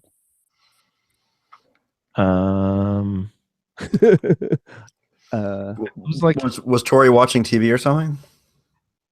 No. To me, it sounded like when I spoke, I was coming through someone's headphones and looping back into their mic. Or something. Oh, okay. Because I heard it come up in the background of your audio when you were talking, and then when you stopped talking, it would sort of go away again. So, but it still may have been looping through somewhere. Couldn't tell if that's what was happening. I don't hear it now. No, I don't either. I just did. Oop, there it is. Yeah. I don't hear it at all. There's nothing going on here unless I've got some weird shit in the. I'm getting it from you too. Me? Yeah, I can hear it coming through someone. Weird. Okay, let's see. That's I couldn't. I can. I've been muting myself using my controller. So right there, I just muted myself. Continue talking, but and then I started to mute yourself. But see if it turns off if I mute myself. Talk. Hello. Not hearing, Hello. not hearing it. Not hearing Not it. hearing it. Not hearing No. it. So is that you guys trying to figure out that echo we were getting? Yeah, there's Yeah. a little echo loop back coming through somewhere. Yeah, it sounded like somebody had the YouTube on. I guess everybody's already confirmed. Oh, that maybe that's what it was. Yeah, My I don't u- have. Yeah, I'm muted on my laptop, and I have it routed to my TV so I can see the comments better. And it's Oh my God. Mr. Kara says we can't hear it on the YouTube or hear it on Okay. YouTube. Well, it doesn't matter then, I guess. Right. Can you hear it now? No. Nope. Can you hear it now? Hello. Hello. Yeah, I'm not hearing it at all. Yeah. Did you hear that? 'Cause that Uh, would have been kind of embarrassing. You didn't hear that, right? Oh my Awesome. Hey Pat, when you were in O'Hare, you didn't see Garrett's. No, I saw. So Andrew was describing it as cheesy and caramel on the same kernel, which I never found that. I found cheesy and caramel in the same package. Yep, that's on the the same Chicago kernel. mix that I've been. That's what my buddy from Illinois said. Then the same bag is called the Chicago. Okay, because that I found, but I never found them on the same physical kernel. I think he's got a fancy bakery by him that does that. He was saying. Yeah. Only in Indiana. Sounds delicious though.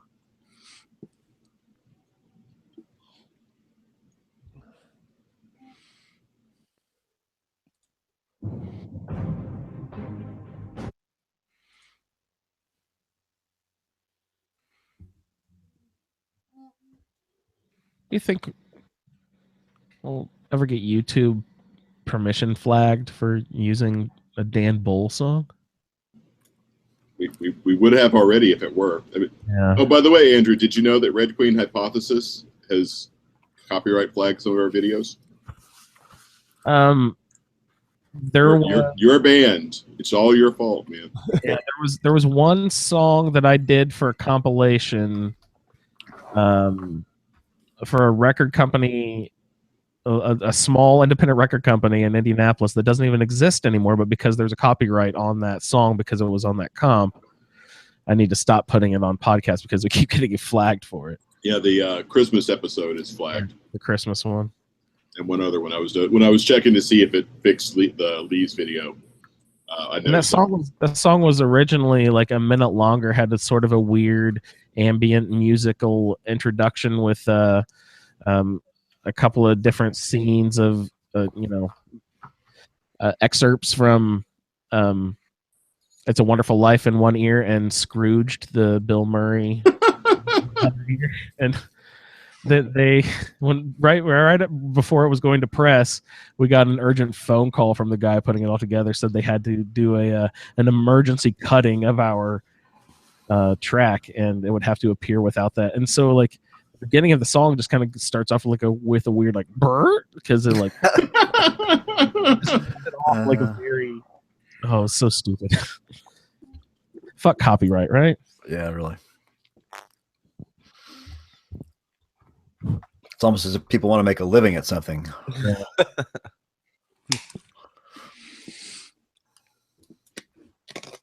But yeah, it's my song though. Oh god. I don't even own my own song. That's so stupid.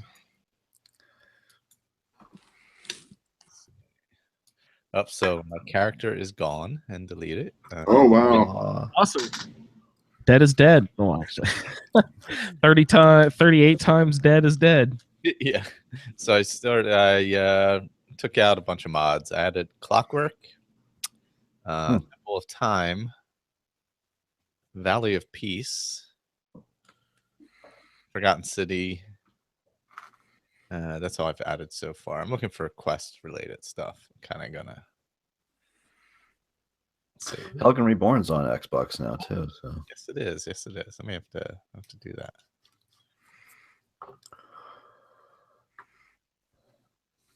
Forgot about that. Would he have to? I don't know what it's like on the Xbox. Would he have to load that up after he started the game? that's one of those mods that really should be from at the beginning of the game. Yeah.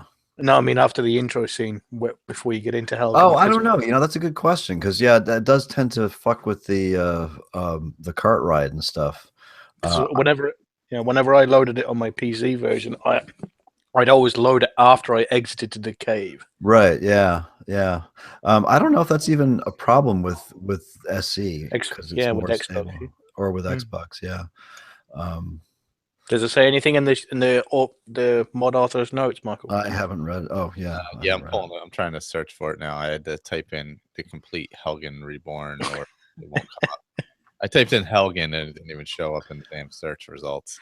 Yeah, thanks, bloody Microsoft douchebags. Mind you, Bethesda done that too because there's no search. You can't search for mods on Bethnet. It's ridiculous.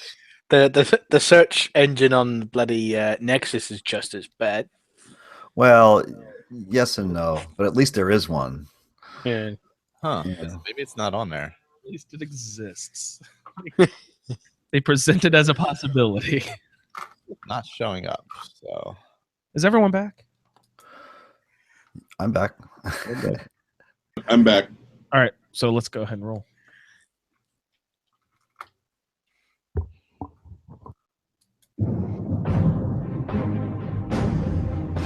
Who's rapping?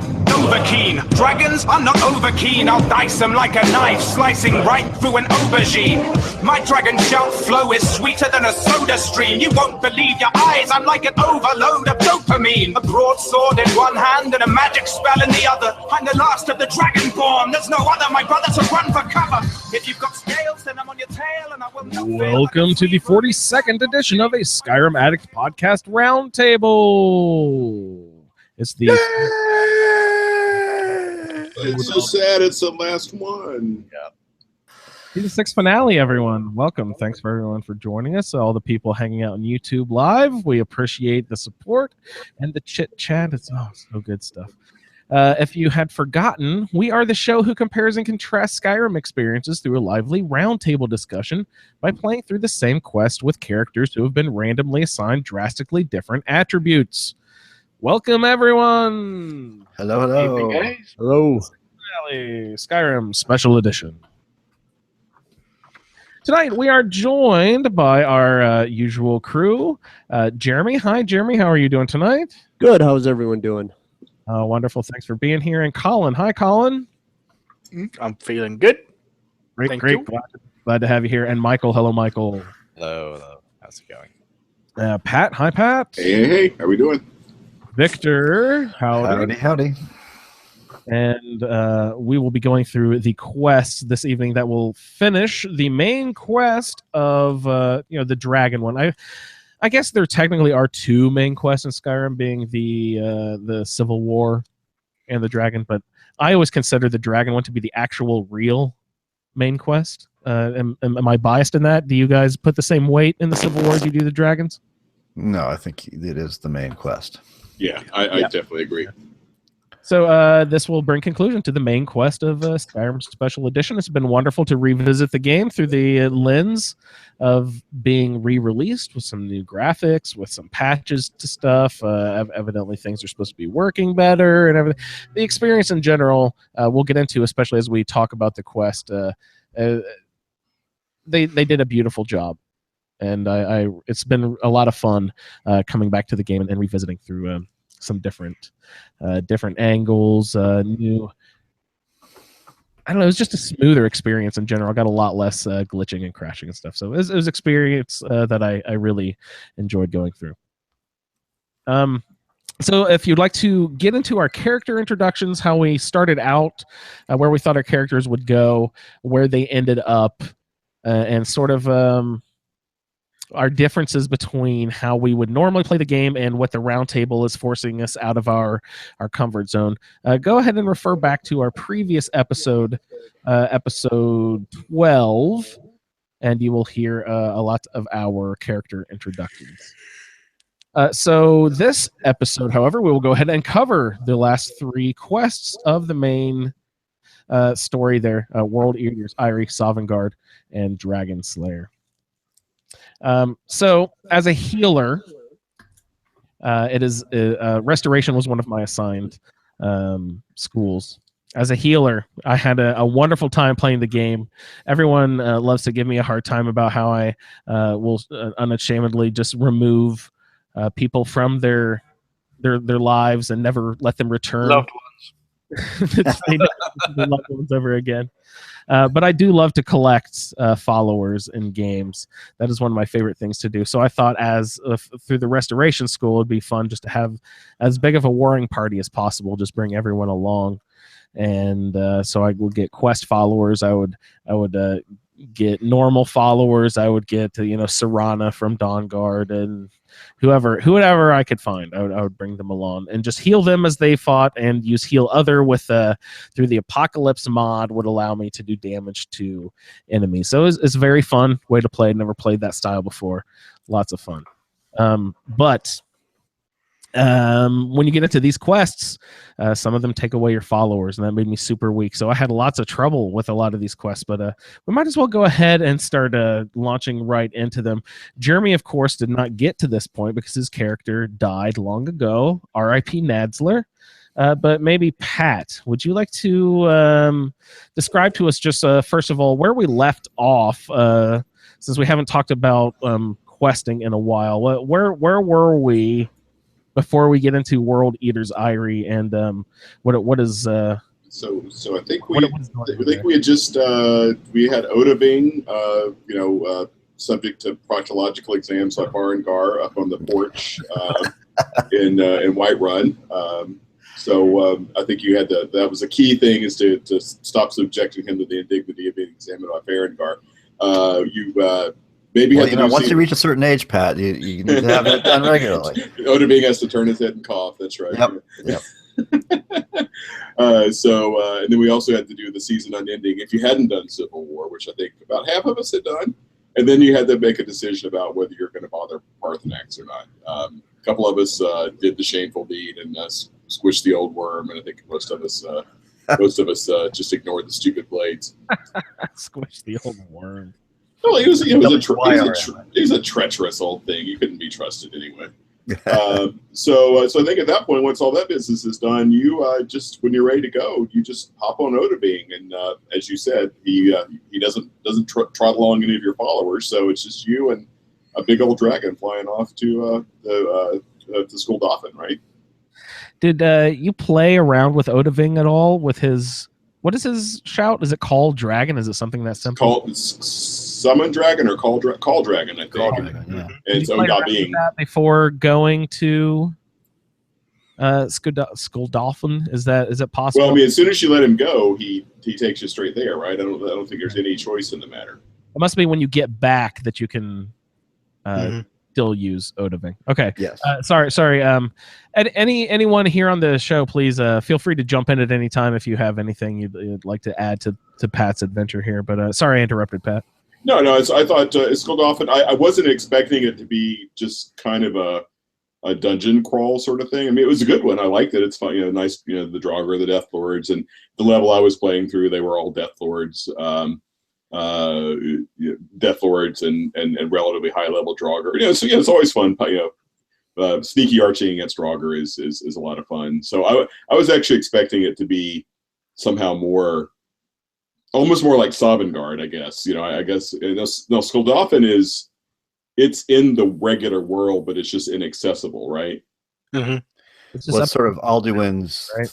sort of place, right? But it's in implied? there's the portal at the end that takes you to Sovngarde, but Skuldafn itself is supposed to be in Skyrim somewhere, right? Yeah, he refers to where it is. It's located to the east, far to the east somewhere, or something like that. Jarl Mountains or whatever. Yeah, so I didn't make that connection. I was picturing it more like it off in some mystical realm or something. But once I got there, I mean, it all made sense because you were sort of fighting through to the portal at the end that the one dragon priest was guarding. So yeah, I mean, I obviously those of you guys who have played it multiple times probably remember a lot more specifics about it. But I thought it was a good dungeon crawl. It was a good worthy fight to get through. And I was definitely a little bit worried that I hadn't tooled up enough in terms of potions and good arrows and everything else. Because it took a while. Because you're going by yourself, right? So it took a lot of potions, took a lot of arrows to get through all those dragon lords and the dragon priests at the end. The dragon priest at the end, Nakreen, I think that might be his name. Was that your last dragon priest mask that you had to get, Pat? I did not. I was not obsessively collecting dragon priest masks. I have a bunch of them, but I by no means have them all. Collect them all, Pat. Yeah, well, that's the thing. I should do that now because I've got although I've got shit scattered over so many different houses. I don't know where the fuck anything is. I can barely keep track of my children and spouse. Yeah. What are these special items in the game that you absolutely have to know where they are, that you would not just lackadaisically store in this house or that house or here and there? You know what I mean? What items did you guys absolutely have to know at all times where they are? Like smithing and alchemy gear. Yeah. Yeah. That was the one thing I was really careful with. Yeah, because that's about it. That's about it. And then you guys don't really have a home base other than that. You felt free to store stuff everywhere or just sell everything possible. I had way too much crap to sell. I could not possibly have sold between. I mean, I had like 500,000 worth of septims worth of potions in one barrel just because I was grinding so much alchemy. Yeah. And I don't remember, did the special edition of Skyrim add categories to containers, or do you still have to store everything in different?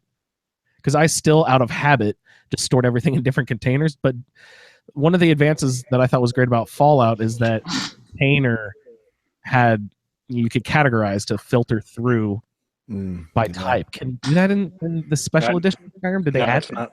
No. Okay. Yeah. So just out of habit, I add everything to different containers anyway. Yeah, in Fallout, I think it's actually, once I realized it was nicely categorized, I just started putting everything in the workbench. I think maybe Colin or Victor, I think one of you guys mentioned that as you collect a lot of crap in containers, that could actually slow your game down. So I think that actually has helped speed my games up in Fallout. It's just put everything in the workbench rather than a separate container. And try not to store stuff, try to sell stuff as much as possible. But yeah, you're right, Pat. Sometimes you get to a point where it's just impossible. Well, I was grinding both alchemy and enchantment, and I just had way too much crap to sell. There's not enough money in the economy. I was gradually turning the economy into one of based solely on potions and like enchanted. There was no gold in circulation. It was all potions. So we're at the World Eaters Eyrie. Odavang's and his yolks. Remember we went over that again and again. So we set him free. He's taking us to Skuldafn. You ran. How are you taking care of guys? Sneaky archery, you said mostly. Pretty much. Yeah.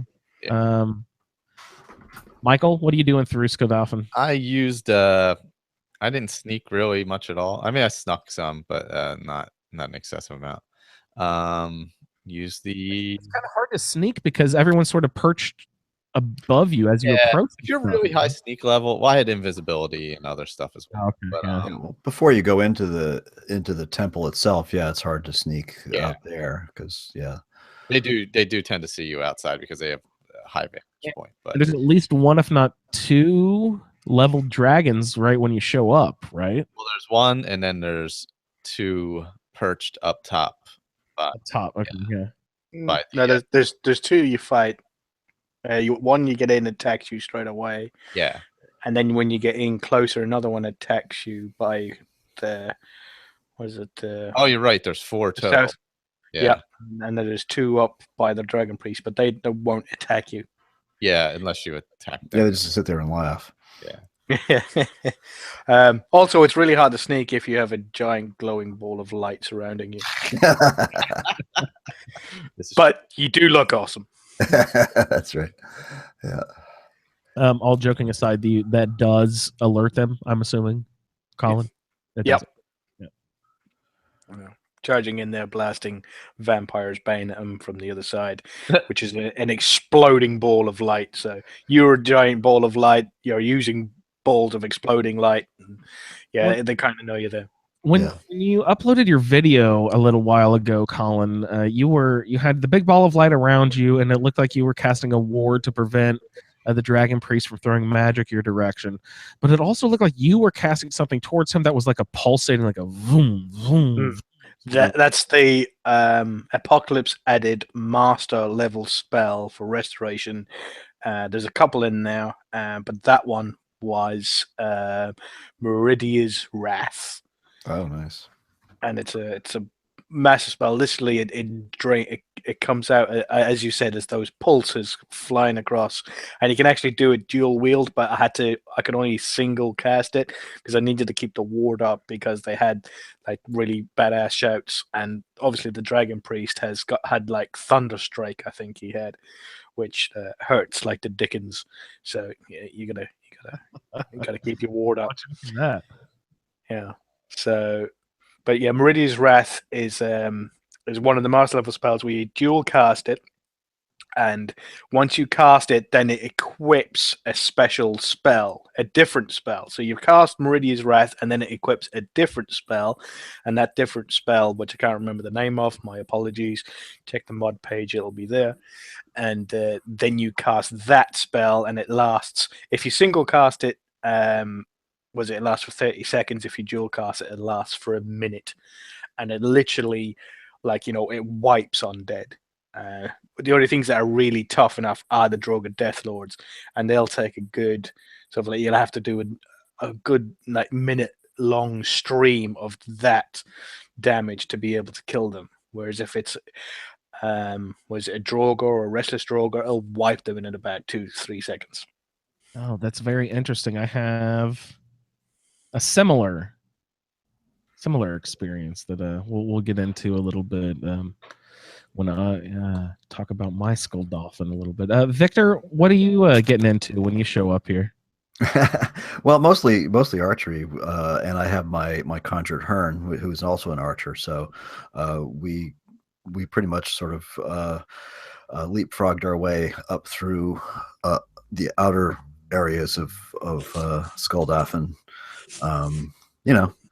Taking as many hiding, not sneaking too much, but hiding in little spots underneath arches and things like that where they can't get at you, and popping out and stuff. What kind of bow are you using at this? I'm still using the bound bow. I'm level 34, so it's still a reasonable alternative. I made sure that I brought a lot of arrows with me in case I needed to shift over to a real bow, but I never really felt the need. I was able to take most of them out. At what point? Where's the threshold that the bound bow beats the hell out of me? Somewhere above that. I think it's a Daedric. It's basically it's a base Daedric bow, so probably damage level between 25 and 32 or so of bows in general, I think. And once you get above that, then you'll want a real bow smithed up. Yeah, I definitely agree. It's higher than 35, 40 level. It's 50 plus level of the character or something. Yeah, maybe something like that. Depending on your smithing level, right? I mean, right. So the bound bow is dependent upon your smithing. Oh no, the bow that you. Depends on Yeah. the bows that you can make. Yeah, like so if you have a dragon bone or daedric bow or like a really good ebony, then it's probably going to be better. But anything less than that, unless you want like Oriole's bow or something for a special purpose. But also, it's using something like Ordinator, which has some really well-developed perks. Which, of course, I don't have the thing in front of me right now. But I had I was at Conjuration level 84. I had taken numerous Ordinator perks that are all directed towards conjured weapons.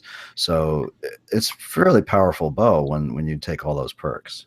Yeah, good point. Yeah, because all you get in the base game is Soul Trap, right? Something like that. Yeah. I mean, you get that's part of Ordinator too, but yeah, right. I'm sure Ordinary's got that and more, but yeah, you only the only trick you can add other than increased damage is Soul Trap, I think. Yeah. And Banish. Oh, that's right. You can't do the banish. Yeah. I think it's I think it's a pretty high banish level, right? I think it banishes pretty tough critters. Yeah. Yeah. And my Hearn was fairly strong too, because I had a couple of perks related to conjuring Dremor or whatever he's classified as. Yeah, he's a tiny bit in ESO. They're kind of like a miniature satyr or something like that. Yeah, something like I saw some ESO link when I was searching for what a Hearn is, but yeah, they're but that's how I made it up through that part, and pretty much through the temple as well. It's and I agree. It's a nice sort of dungeon romp. There's a couple of simple puzzles in there, and nothing too drastic. I always feel like it's longer than I remember it. Yeah, me too. Yeah, I was about to say that, Michael. yeah. I feel like you feel like you get up those steps, you're like, oh, I'm through it, and then you go inside, and you're like, wow, this is way longer than I remember. Yeah. And I mean, not to jump ahead, but like Sovngarde is almost maybe shorter, right? Because there's like a lot of talking, and then like, oh, the battle was pretty quick. Well, my memory compresses. I actually got up to the top of the stairs in front of the door to Skuldafn Temple, and I thought, wait a minute, isn't the dragon priest on the outside? And I went looking around the corner to see if he was over there. I thought, oh no, I got to go through the whole thing, don't I? Oh, stupid temple. And then once you go inside, you think you're in the temple, but you find a door inside the temple that is labeled Skuldafn Temple. You're like, wait a second, I thought I was already in the temple. There's like a subsection in the temple labeled the temple. And that's really common in Skyrim. There's a lot of Skyrim dungeons like that where you'll go through like the antechamber or whatever, and then like the third door you cross is the one that's actually the named location. Yeah, it's the worst in the Dwemer ruins. Oh God, yes. Wait a minute, what the hell's an homunculary?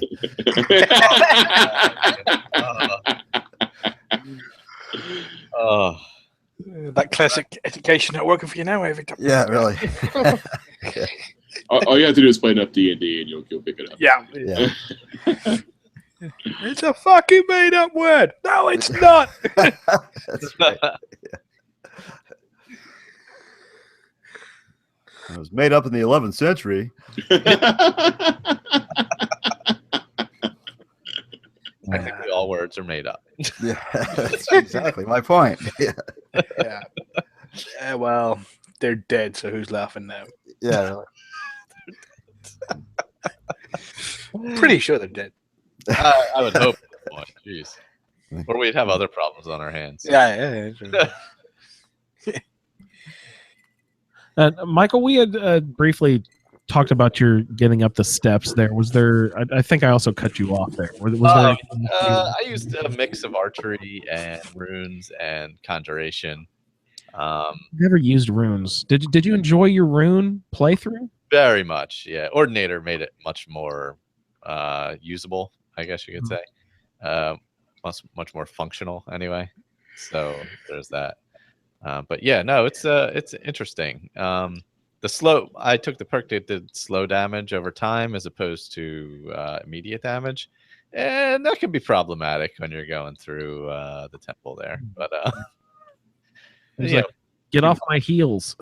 Yeah, well, I mean the damage compounds as they hit more runes, so they lose their health faster, but they're still coming at you. So there is that negative. So it's a delicate balance. That's interesting. That's one playstyle I've still yet to try in Skyrim. I've never done. I basically like mines. Even the basic runes are pretty fun. Even just in the vanilla game, it's they're. You can only do one, so it's a lot more limited. But they're fun. How do the Ordinator expand runes for your enjoyment?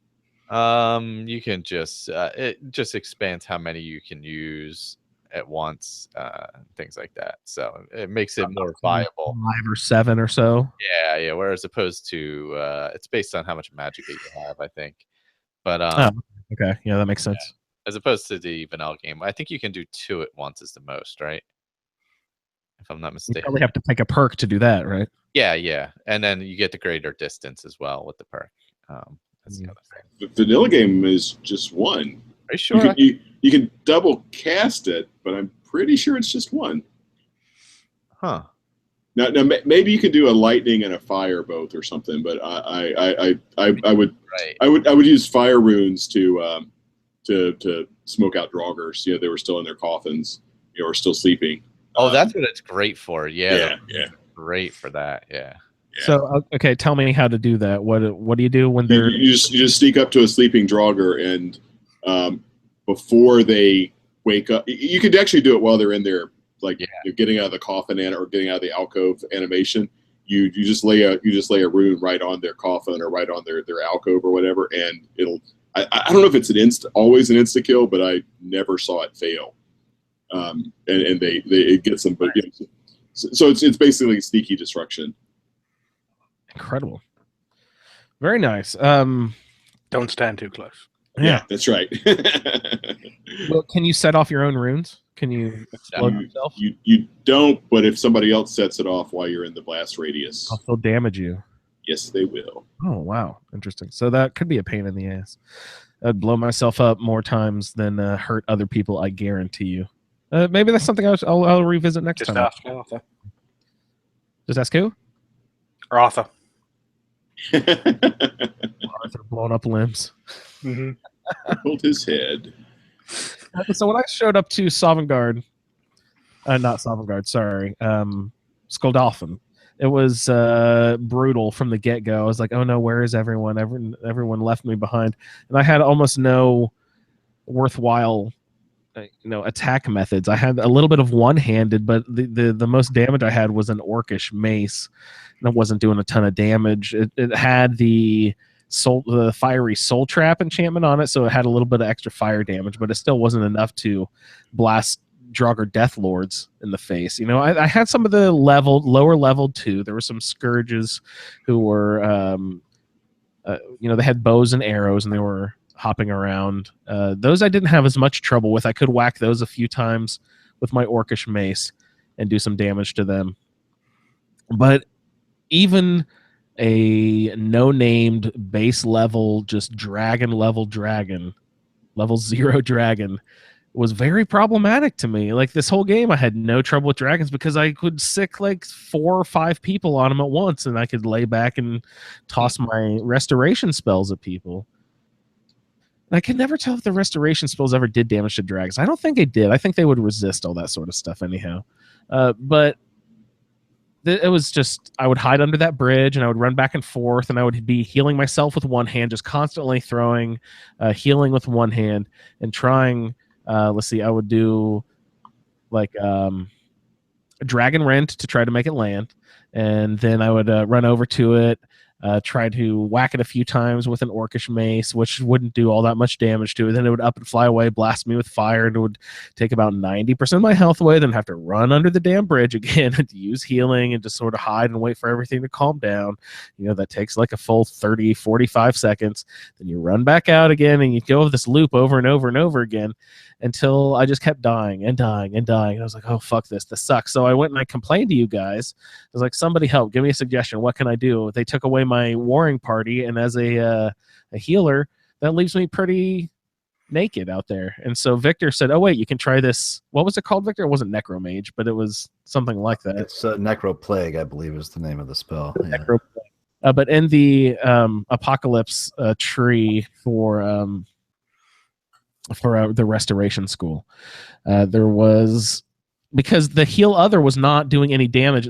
All of the anything above Draugr was resisting heal other. But Victor pointed out to me, there's this one in the tree here that actually does damage to, undead and the living as well. So here, check that one out. So I took that, and it acted like poison damage. Which makes sense. It's the necro plague or whatever. So you cast it on them, and then slowly it would like Draugrs, like, okay, a base level Draugr would go, you hit it with them, and then it would like, boom, that guy's dead.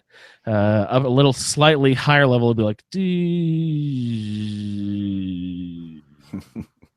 and then they would die, But the Death Lords, that was problematic. Them you'd have to hit a few times and run away and hide and wait for them to not be able to find you, and then pop back out, hit it with them again, hit them again with it. And I would team this up with Fire Breath. That shout, it seemed to do some good damage to the Draugr. Plus, where did I get this, guys? I have a 25% bonus damage. Did I get that from maybe Paarthurnax? Mm-hmm. Okay, so right before I killed Paarthurnax, he gave me a nice bonus. You meditated on the word "yo." Yo, yep. Oh, that's right. Okay, so I have my 25% fire bonus damage. So I would poison them. Did you go to Solstheim? Solstheim, yes, I did, because I had one purpose in mind. No, two. Sorry, I got the Champion's Cudgel, and I also got the Black Market. What's his name? Dremora Merchant guy. Those are the two things I got. You didn't get the boar? Sorry? You didn't get the boar? The boar? Oh, I did the boar thing. He'll follow you, He did for a little while. He won't follow you. I tried. He won't follow you off the island. Yeah. It's you could get him onto the boat, but he won't get off the boat. Yeah, he stays on the boat. Yeah. He'll sit in Windhelm on the boat, right? Yeah.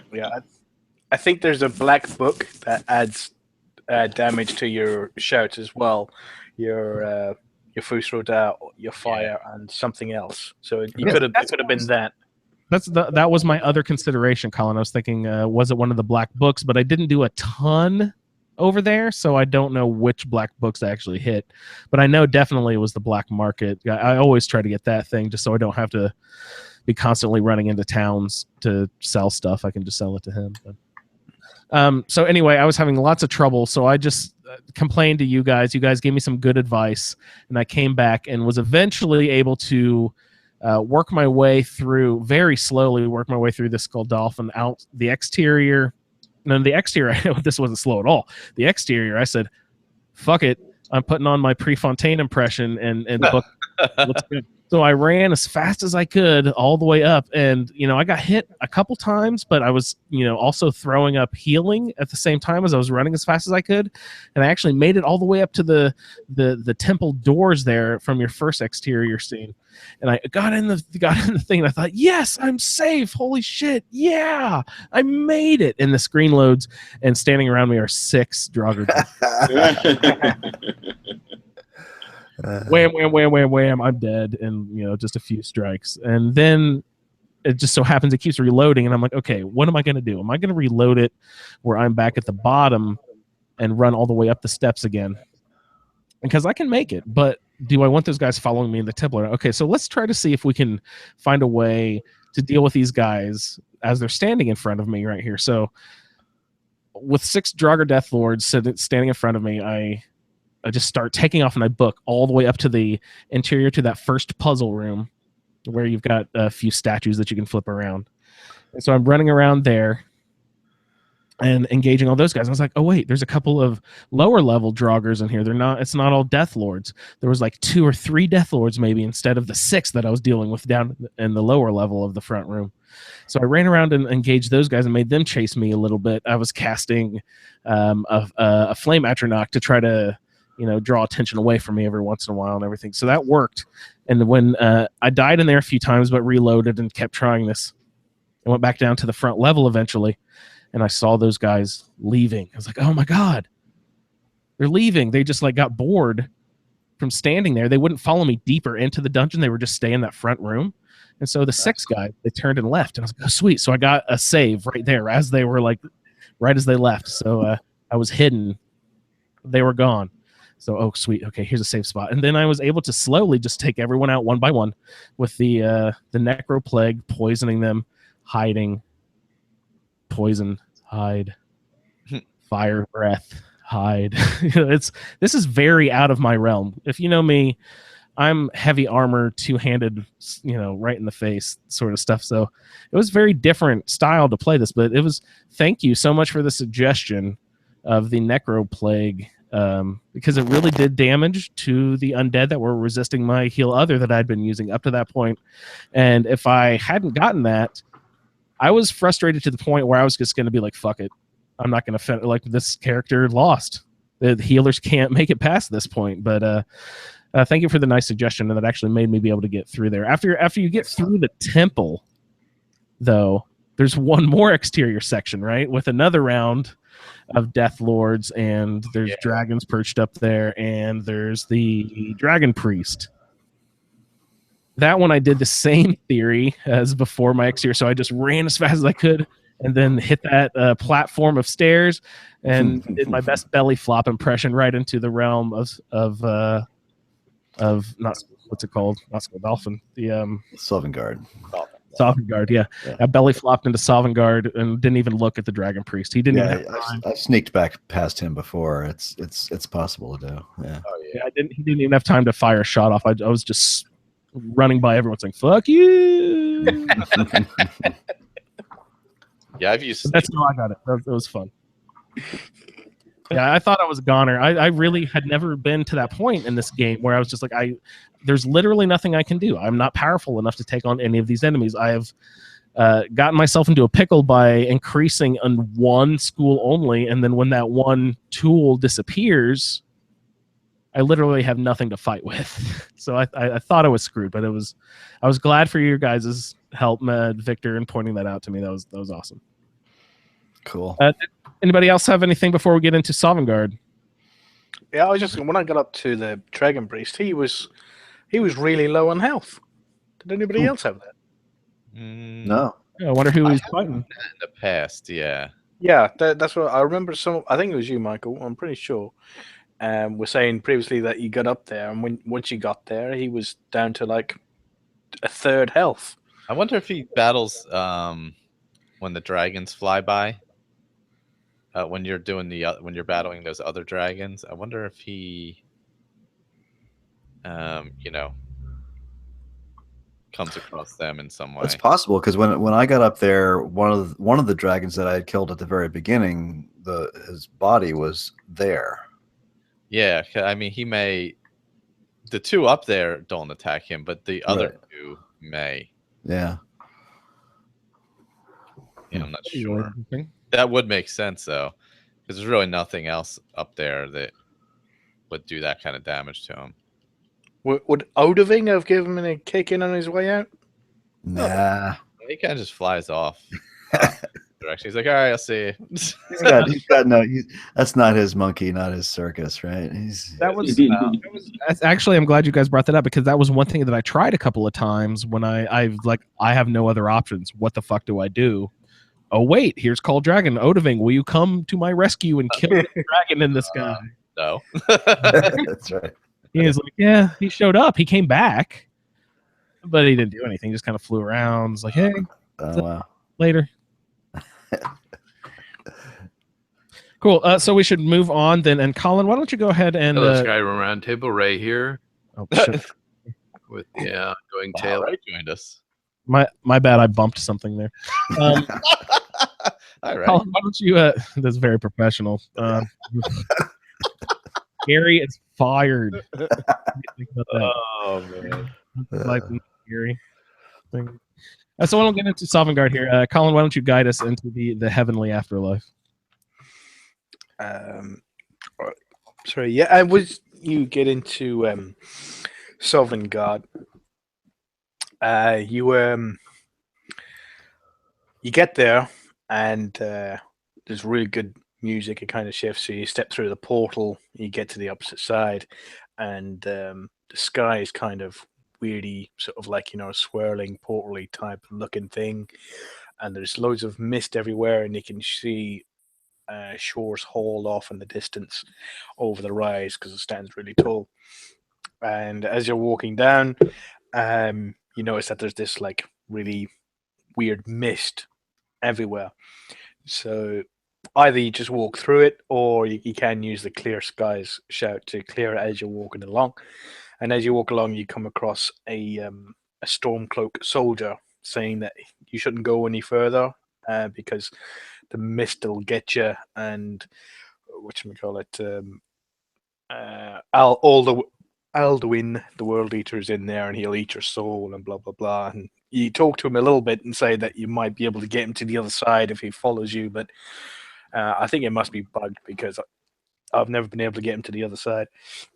He sort of like gets lost in the mist again as you're sort of like traveling through. Yeah, poor guy.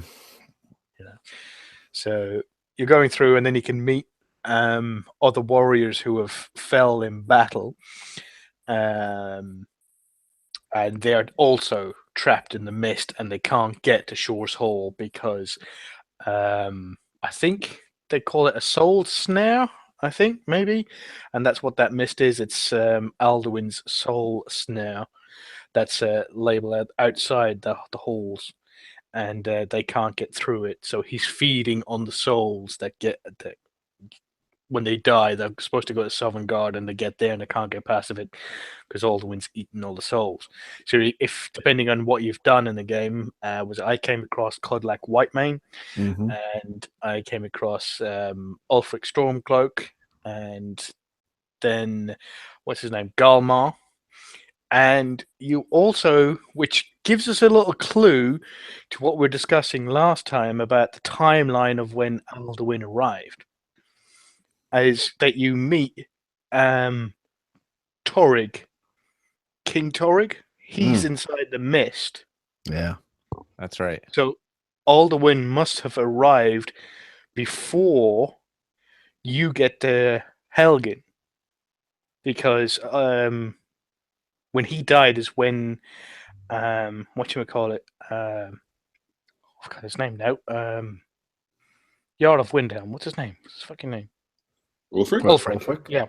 Yeah. So when Ulfric killed Torrig, Alduin had already set his soul snare in Sovngarde, so he must have already come back just before Torrig got killed.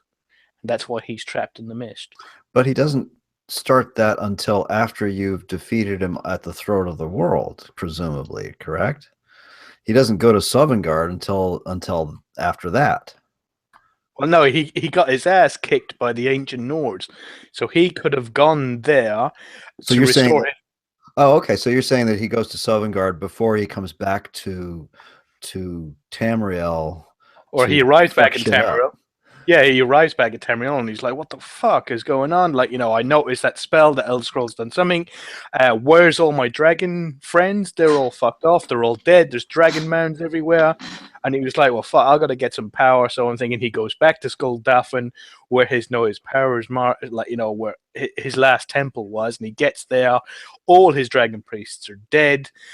So he starts raising all his dragon priests up. He starts sort of sending out the vibes for them to raise back up. Yeah. And then he opens up the port, gets Nakreen to open up the portal. He goes to Sovngarde to feed on the souls of the dead to get his full power back, so he can come out and raise all the dead dragons. And that's where he gets the power to do that, is by going to Sovngarde. So what is? Remind me again. What are the relationship with the dragon priests and those special masks and Alduin? I assume the dragon priests were just caretakers of altars to honor dragons, I'm assuming? Yeah, so they were worshippers of the dragons. They saw dragons they were the as heads gods. of the dragon cult. Yeah. Okay. The first era. And they were the ones who oversaw what everybody below them would do. So they would have talk directly to the dragon, and the dragon would go, right, I want this, that temple, I want this, and this, and then these guys would go out there and tell all the followers this is what you're going to do, build that pyramid, and so on and so forth. And the form we see them now, they're sort of like a floating ghost. What form would have they taken, when they were alive or whatever? Were they just people? I think so, yeah. Yeah, Just men. Yeah, because what's his name on Solstheim is one, right? Yeah, Mirak. Yeah, Mirak is one, and he's like still, But he was also a dragonborn. True. Yeah. Interesting. Will he eventually float when we revisit Mirak in 800 millennia? Well, what's his Hermaeus Mora ate him, so I don't think so.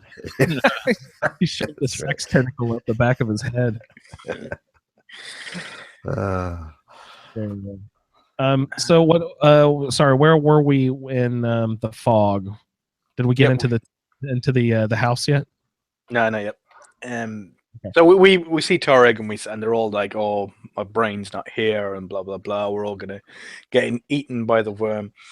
And then you finally approach the Whalebone Bridge, and you've got Sun, who is standing guard at the entrance, and he bids you welcome, and he says he's a housecarl. He says he's Shore's shield thane. Yeah, shield thane. That's what it is. Shield thane. There we go. Not thane. Not housecarl. Thane. So yes, he's shield thane to Thor. Thor.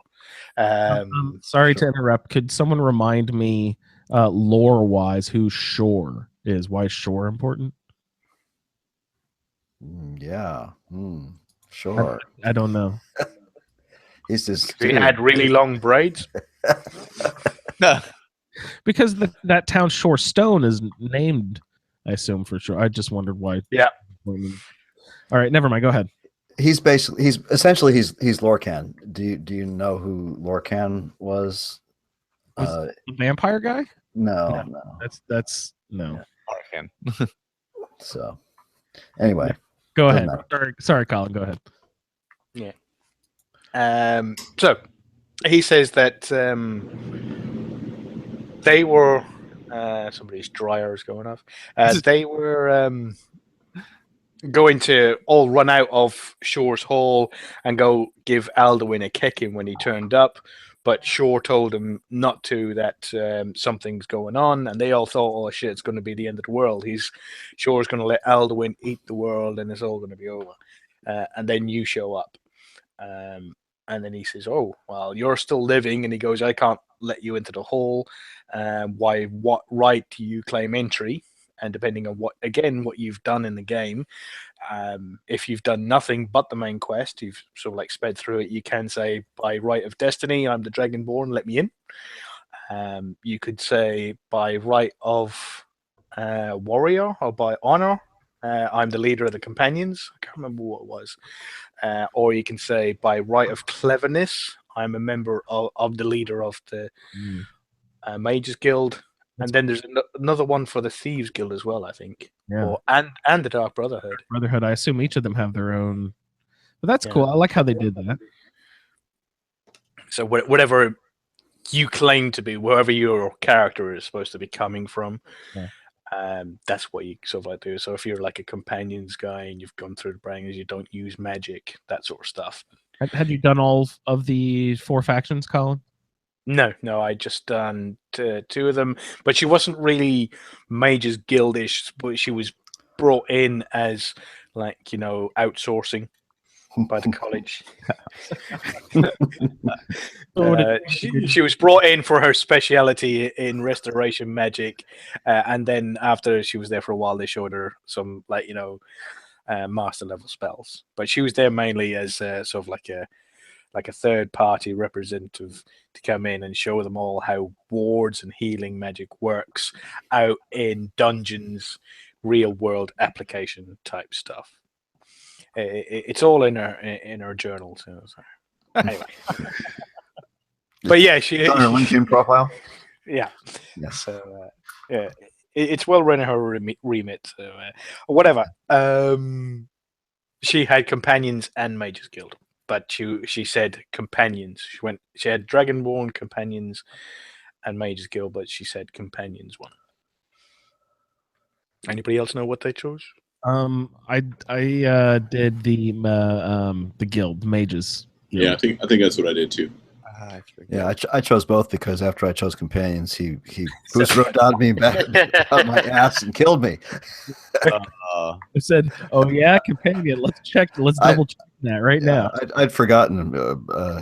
How fast he comes at you. I wasn't prepared. Oh yeah, He Yeah, seems and he's really tall too, right? Yeah, he's a big boy. He is. Yeah. Big lad. So after that, I did Dragonborn. And then he was just like, "Okay." He bow. No, he said, "Okay, you're still fucked." Okay, we'll still punch you in the face. Yeah, that's right. So then you have to, okay, right. That gets you to the right to come in now. To be able to actually get in, I've got to find out if you're sort of like, good enough to get in. And no matter what I do, as long as you beat him, you can still get in. So if you, like Clecia, she used all her buffs, so she sort of like backed off, and then as he chasing her around with that bloody two-handed axe he's got, she was casting all her spells like King's Heart and Healing Blossom and tree things and all like that, and then she took out her warhammer, and then when he clipped her a couple of times, it didn't hurt that much, and when it did hurt, her magic healed her back up again, so she's able to get a good few whacks in, and you only have to get them down about 2/3, I think, and then he sort of like he accepts it. Right? Yeah, he accepts that you're Uncle. strong enough. Huh? I was just saying he screamed "Uncle." Oh, okay. Sorry, I thought you were saying Ogle. I thought you were screaming for Ogle to come and help you. The whole damn time I was like, "Someone, please, fucking help me!" Yeah. No, he's not gonna yell "Uncle" for anybody. No, definitely not. So you give him a kicking, and hopefully he killed me once too. I forgot to put all my buffs on and tried to face him head on, and then realized, no, that's not going to work. So then I done it again, went through it again, put all my buffs up as he was sort of like trying, like chasing after me, and then got a few whacks in. Then you get into the hall, cross over the Whalebone Bridge, and get inside the hall, and then Iskramor, the one who started the companions, who sort of like brought all the companions over. Was it 500 companions, wasn't it? Mm-hmm. Yeah, 500. And he bids you welcome to the hall, and he says that the three great heroes are here waiting for you to sort of initiate the time to go and kill Alduin. They've all been awaiting return, but you can saunter around, and there's just a few special guests in there. One of them who I like was Olaf One Eye, was in there. Oh, and yeah. if you talk to him, he says, and he goes, I'm glad you helped old Salak Near out. And he goes, I might have not liked his poem, but he did fight me like an honorable man, but he's trapped in the mist. Hopefully once you get this Alduin business sorted out, I'll be able to meet him and greet him as a friend. So when you go and do the Bard Scholars quest, when you go in there and you go down and you get the poem and you bring it back to Olaf, and Salaknir fights Olaf, that's you releasing his spirit, and he gets to go to Sovngarde. That's awesome. Oh, Yeah, I never realized it before. Yeah, I never come across that. Yeah. That's very cool. Who else is up there? Jurgen Windcaller is up there in his stupid robes. Yeah, there's a lot of cool characters. I didn't check them out this time. There's a few of them on there that are just got Nord hero, and they're not all wearing like big Nord heavy armor.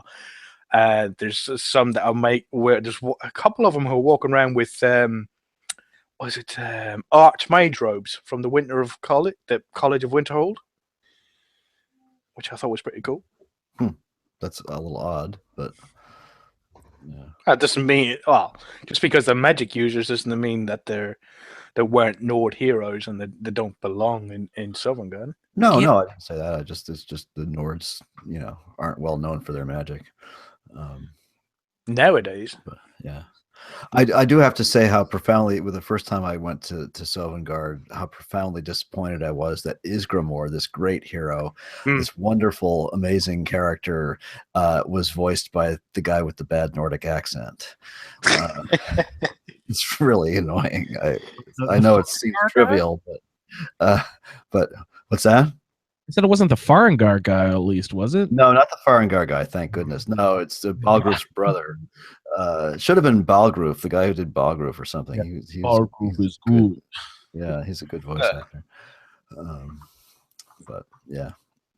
Awesome. Yeah, I was going to ask what other references to Isgramor do we run across in the game up before we get to that point? There's Isgramor's tomb. I remember we run into at some point. Well, there's Ingol and the Sea Ghosts. That really nice little interlude there. It's one of the books. Okay, yeah. And of course, all of the companions. The companion stuff, yeah. Yeah. Very nice. When does that quest end? Were there other people to talk to, Colin, around the party there? You couldn't talk to them back and forth. You could click on them and then they'd have some stock lines and that. And response, yeah. Yep. And there's actually one or two names there that I didn't recognize. Oh, interesting. Was there anything fun or special to do, interact with? You couldn't open any chests or there's no special weapon or no skill books or anything that I found. No, she did take a sweet roll to give to Lydia when she got back. Sweet roll, very nice. And an apple pie. Yeah, apple pie. Yeah. There's ox legs or something like that is the special food there, and that's about it. Yeah, there is an ox leg. You can pick it up, but it doesn't actually count as food. Oh no! It goes into your miscellaneous section of your inventory. You can't actually eat it. Interesting. Yeah. Anybody have any other thoughts on Sovngarde before we step outside to our final quest for the season? Well, you do talk to the three heroes. You haven't done that yet. Go talk to them. Hey, you're not bossing me. What are their names? These are the same. We're revisiting the same heroes from the time rift that we saw atop the Throat of the World, correct? Yeah, that's right. Gormlaith and Eldia, the old. When did he get that label on there? I didn't remember that label before. Yeah, I mean, old and feeble. Did he get that? Yeah, did he get that at school? I mean, was he everybody's birthday was in January, and his was sort of the year before. He was the tallest in school, so all the kids just called him Feldy the Old. Had it since he was 12. He was held back a couple of years. What happens with your interaction with them, Colin? Did they say anything special, or is it just sort of like some go-go, rah-rah rhetoric? Yeah, well, the Gormlaith is all go-go. Let's get out there and start chopping heads, or a head. And one in particular. Yeah. Was it Feldir is well, let's discuss this and sort of make sure we go out there with a battle plan instead of just running in there like a bunch of idiots. So they're talking about it, and then they say we're going to have to clear the mist, and if we combine all our shouts of clear skies to be able to get rid of the mist, that will remove Alduin's soul snare, so he will know. Well, I'm only inferring here. So they'll remove his soul snare, so he will no longer be able to feed on the souls of the dead, so he won't be able to regain his powers. So us getting rid of the things will definitely call him out to a fight. He'll have to get rid of us, so he'll be able to set the soul snare again. So that's what I'm inferring. They don't go that in depth with it, but that's the plan anyway. So you run outside, and then that starts the next quest, I think. Great. Again, I tried to interact with stuff besides stuff on the table. That was all there weren't any special Skyrim usually rewards you for snooping around stuff. I always hope that they would plant something in that building something fun, a little ring somewhere or something. Too bad. Yeah, I always look around. I wish there was something you could find in Sovngarde. Yeah, it's not much.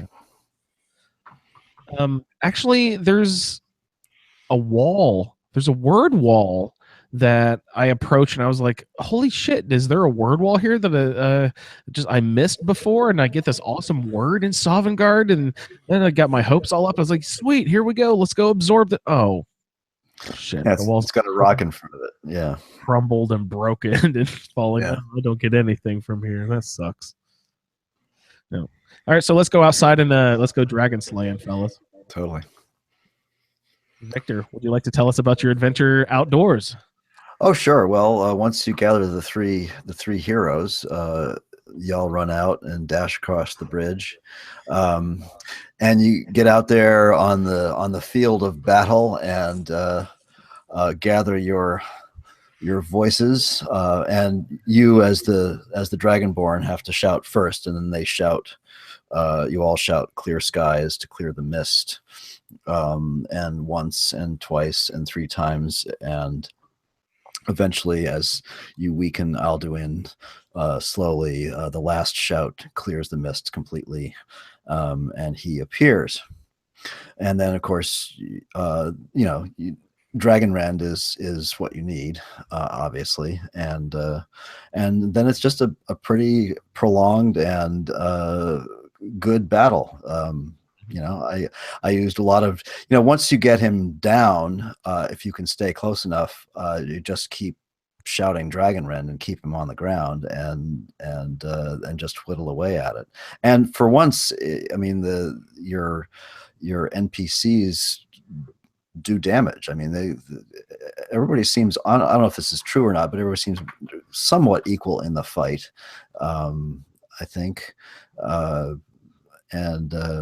I actually even had my little Hern running around out there, kept getting zapped and reconjure him and zapped and reconjure. But it's a pretty good fight. Lots of bound arrows. Yeah, there's it's the typical Alduin, like before he brings the little asteroids, the flaming rocks from above, the Armageddon spell, basically. Essentially, yep.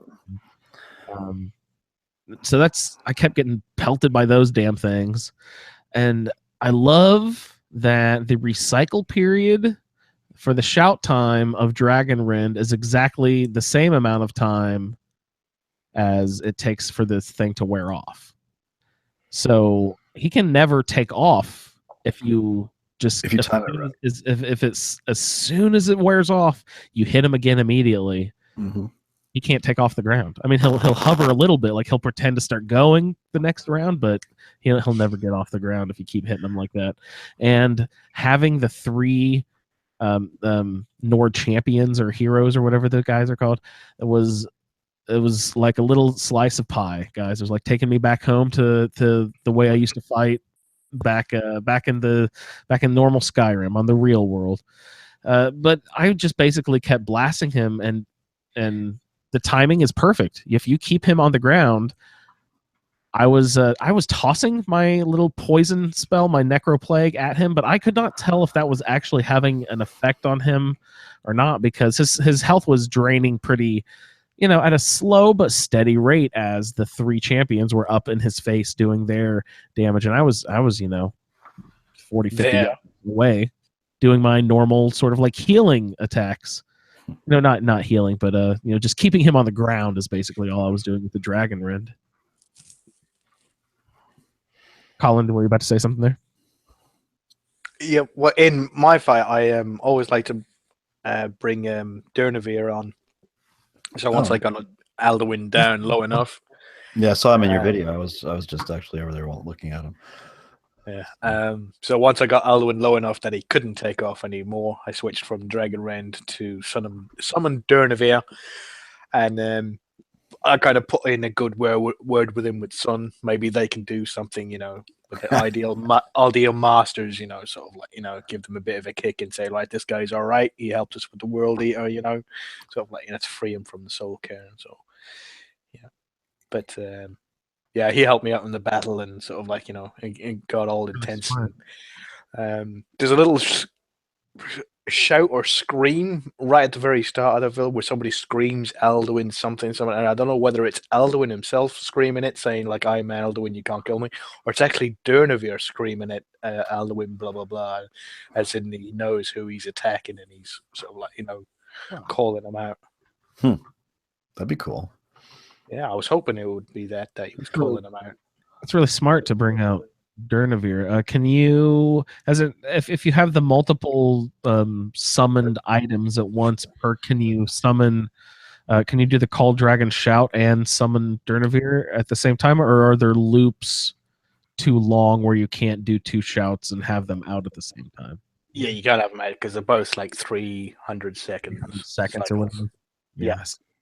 So by the time the shout wears off, Durnavir's just about to head back, Flying away. Yeah, and then you do the Call Dragon Shout, and then it takes Odoving a little bit to get to you. To show up, yeah. Mhm. Fun. So what else, Colin? Tell me a little bit about your Alduin, battle. That was pretty much it. I sort of like buffed her up again, sort of like using Healing Blossom and King's Heart to keep her healed up. Yeah.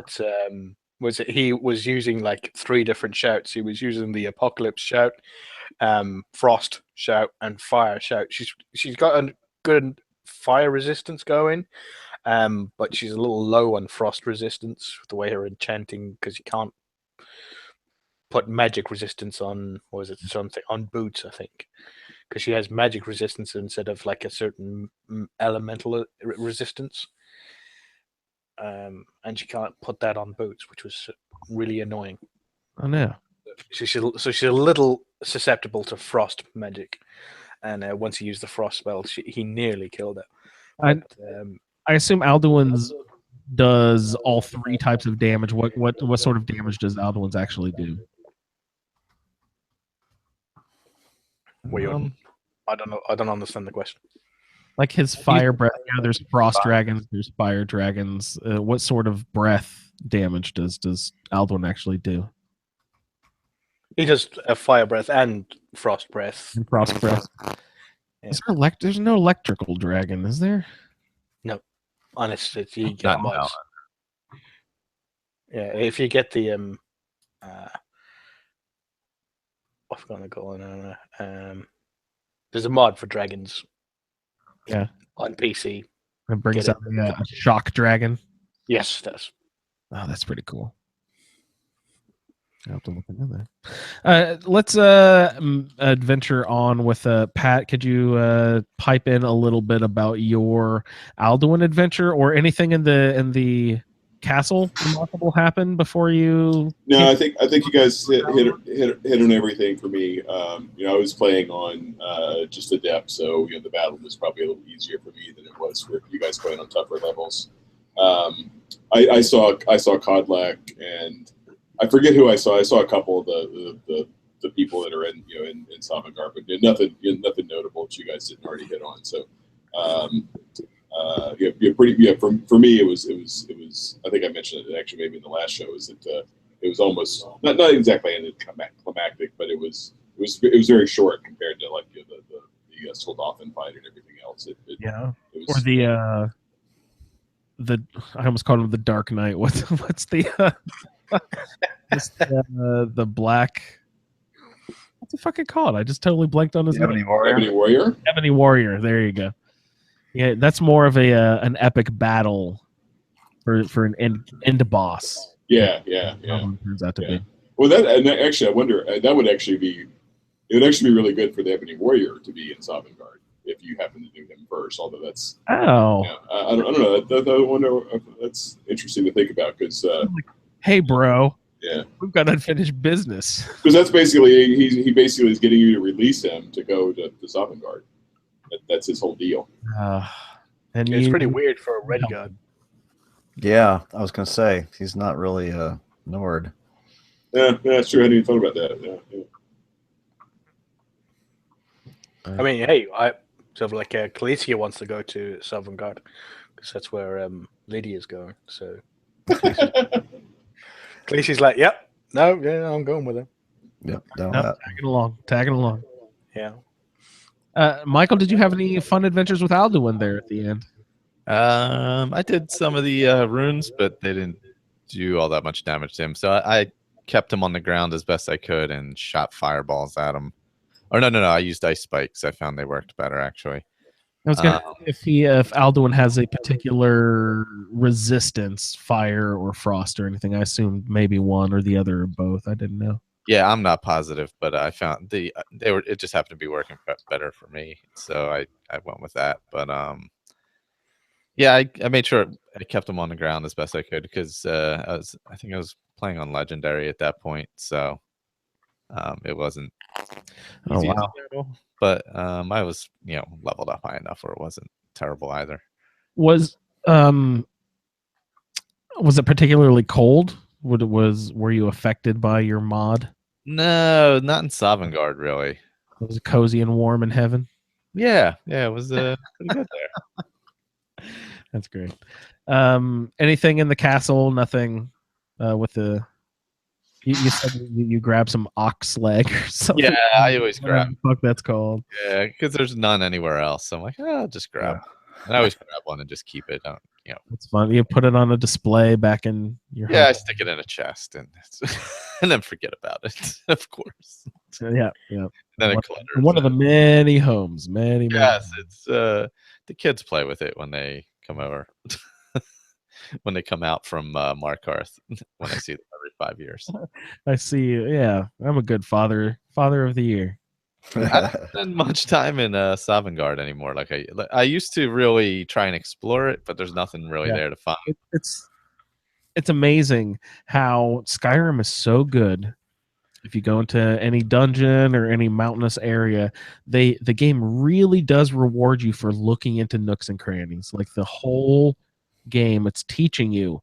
Yes, take a peek around here. There will be a little bag of gold. Yes, take a look over here. There will be a ring of something or other. Yes, take a look behind this waterfall. You might find a chest. And then you get to Sovngarde, the pinnacle of the game.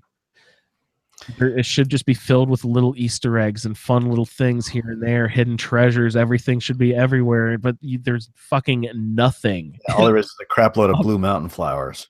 Yeah. Oh, there is that. Yeah, that's true. Yeah. Don't jump off the whalebone bridge. You die. Yeah, that doesn't go up. Yeah, and I can also attest to the fact that you can die from jumping off a cliff in Sovngarde as well. Yeah. I tried to run past Soon and not accept his fist fight challenge. And I got blasted by a bolt of lightning as I was running about 3/4 of the way across the whale bridge. And I was assuming, and of course I died instantaneously, but I mean I was assuming that was the Lord saying that. The wrath of shore. Not quite yet. Where do you think you're going? I had to go back and take another fight. Anybody else got any final thoughts on the final Alduin battle? Just the summary. I just kind of held them to the ground with Dragon Rend and let the champions do their business. Let them get their what is their relationship here with they had the time rift, right? They sent Alduin to the future, basically now to the time that they're in, waiting for me to show up. We have shown up here.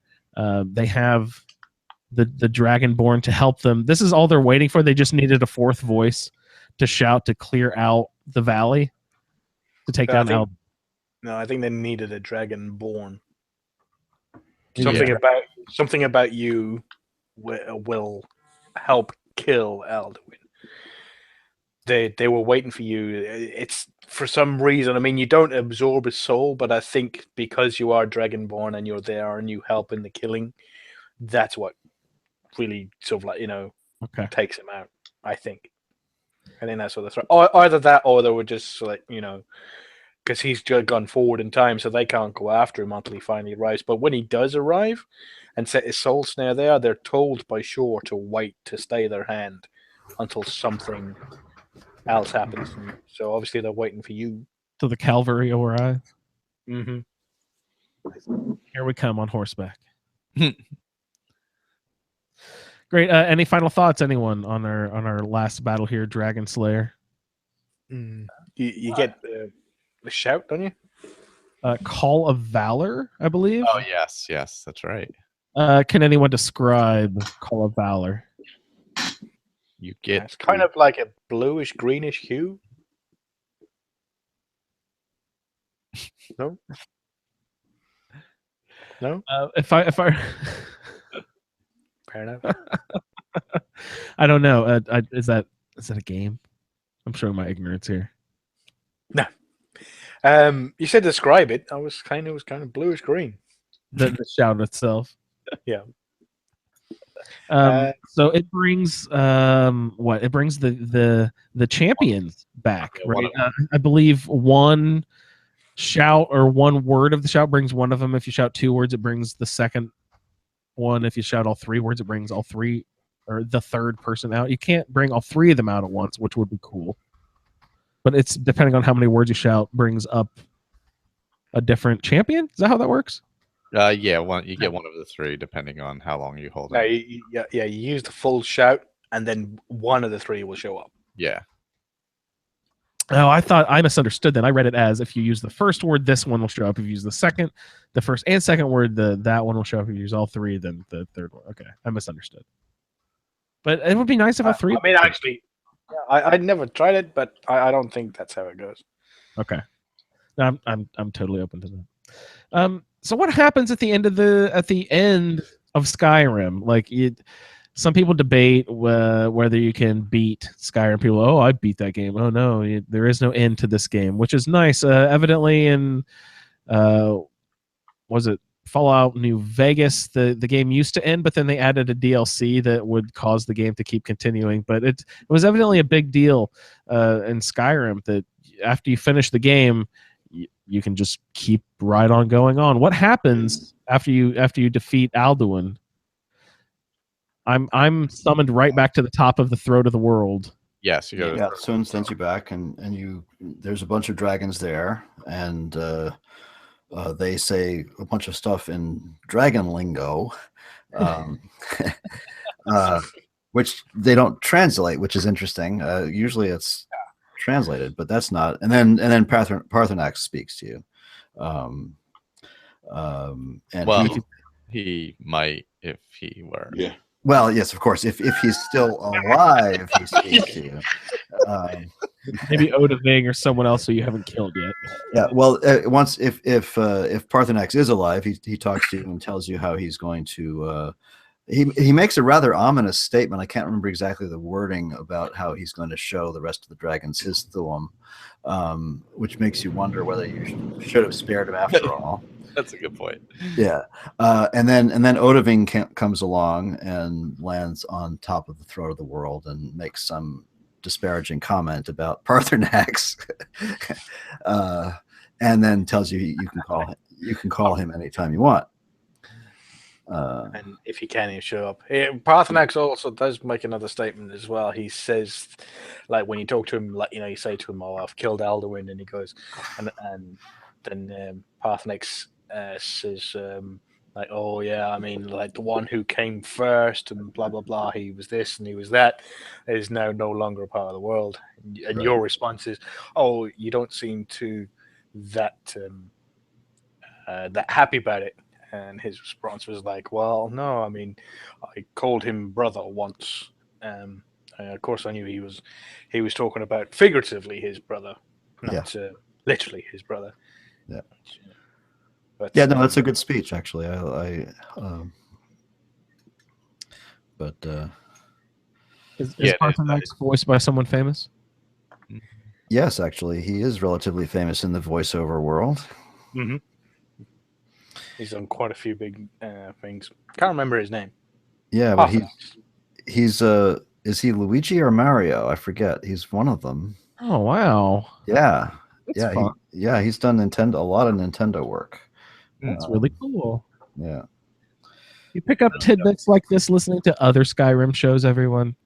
I don't know. But he's done a ton of other stuff, and by far in Skyrim he nails Oh yeah. reading the dragon tongue. I mean, it's like order of magnitude better than anybody else who reads for that in any of the voice acting. He just like totally nails it. He takes it seriously, in other words. Yeah, it's very nice. I've always enjoyed just listening to Parthenax speak. Yeah. Does he do who does Durnavir? He doesn't do him too, does he? The voices Gosh. are very similar. It's been so It's long. been too long. Yeah, I can't remember. Can't place Durnavir's voice. It's very regal, like Parthenax. Is there a sissy dragon out there? Yeah. What's the first one? Murmelnir? Yeah. Yeah. If there's a sissy dragon, that's got to be the one. Yeah. Poor guy. Bodivin kind of whines as he's getting his scales ripped off by. That's true. Yeah. that Although justifiably, I guess. uncomfortable places. Hey, Yeah. get out there! Get out from behind me. So, any final thoughts for the season, guys? Overarching theories? Any just I went down. I wended my way down the mountain just to talk to Arngir again because I got a few things to say about I didn't do that. Yeah, what is Arngir? Nothing much. I mean, he just comments on it. But I mean, I walked, I ran down the mountain and did the clear skies thing, and got down. I passed a troll on my way, right? So I run into High Hrothgar, and I'm still hearing the battle music, and I'm still seeing this red dot on my compass, and I'm going, "What the heck's that?" And I'm running around inside looking for the graybeards, and I turn a corner. There's a freaking troll inside High Hrothgar. And so fun. It killed me. It was like one swipe. Inside? Yeah, he came inside with me. Wow. Yeah, it was like really bizarre. I was not expecting that. I was also surprised that earlier when the Draugr Death Lords followed me inside of the Skoldalfin temple. Right. It seems like if they're locked into an action or whatever, you can drag. It happened to me once in like Frostfruit Inn or something like that with a bear. I think I was fighting a bear and I ran inside and the bear came in with me. No, that's awesome. Yeah. That's really fun.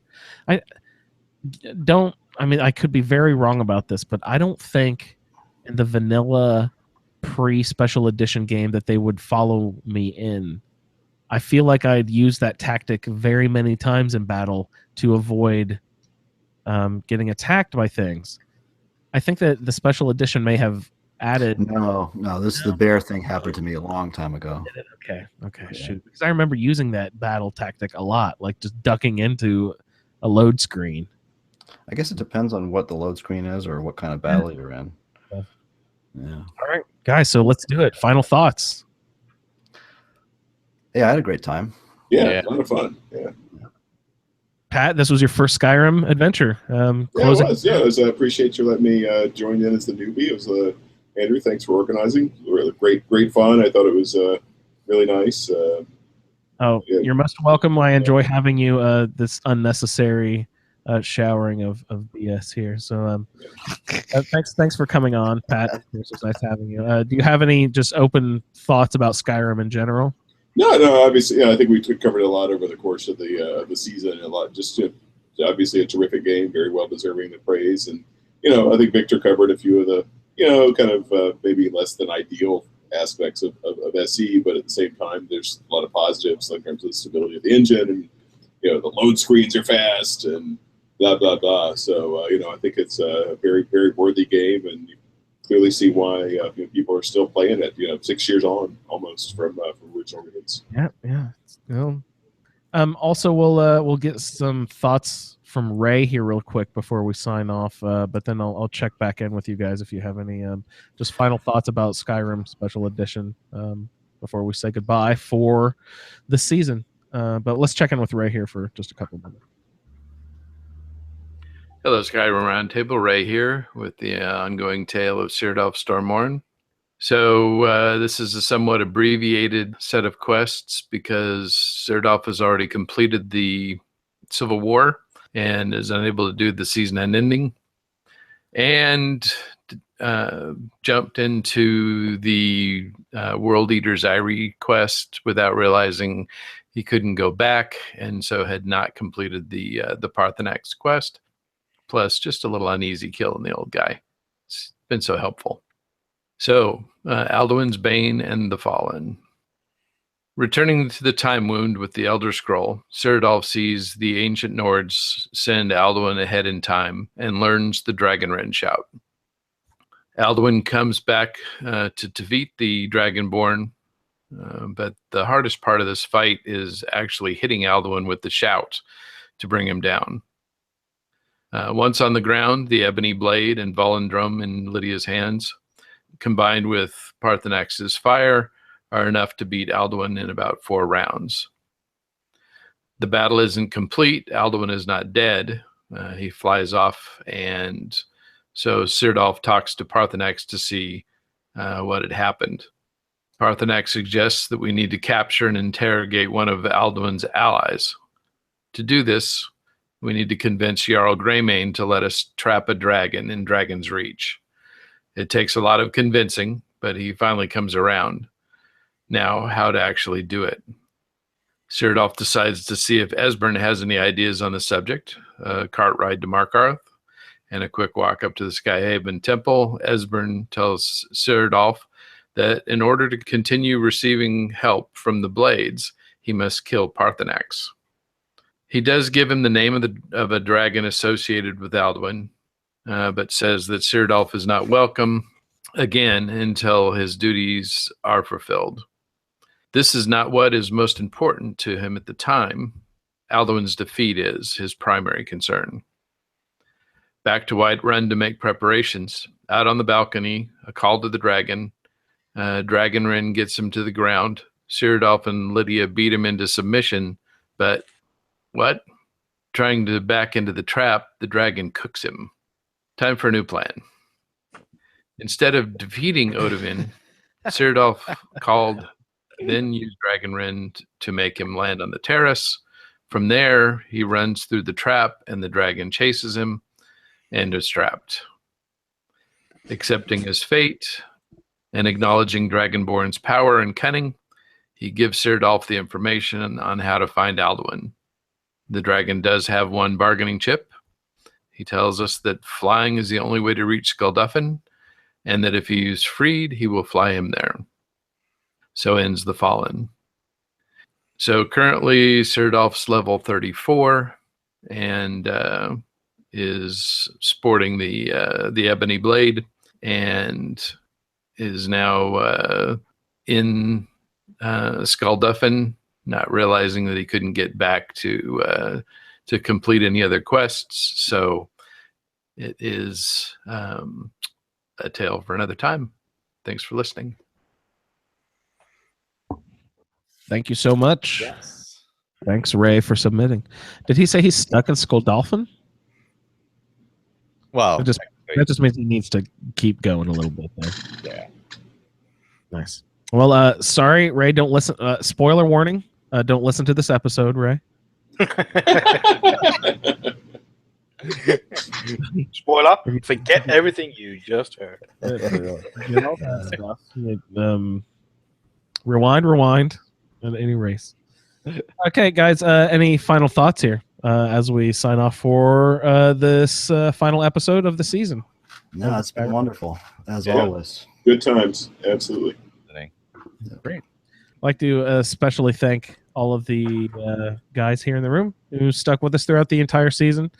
Colin, thank you. Michael, thank you. Pat, Victor, of course. We started out with Jeremy and Juan. Those guys have always been good, hearty participants. So thanks, everyone, for being a part of it. We really couldn't do the show without you guys. Thanks for hopping on and helping me out with that. Also, very important, our play along people who send an audio feedback, all the stories. That's really the whole purpose of the Skyrim Roundtable. That's why we started doing this project in the first place, was just to share everyone's stories.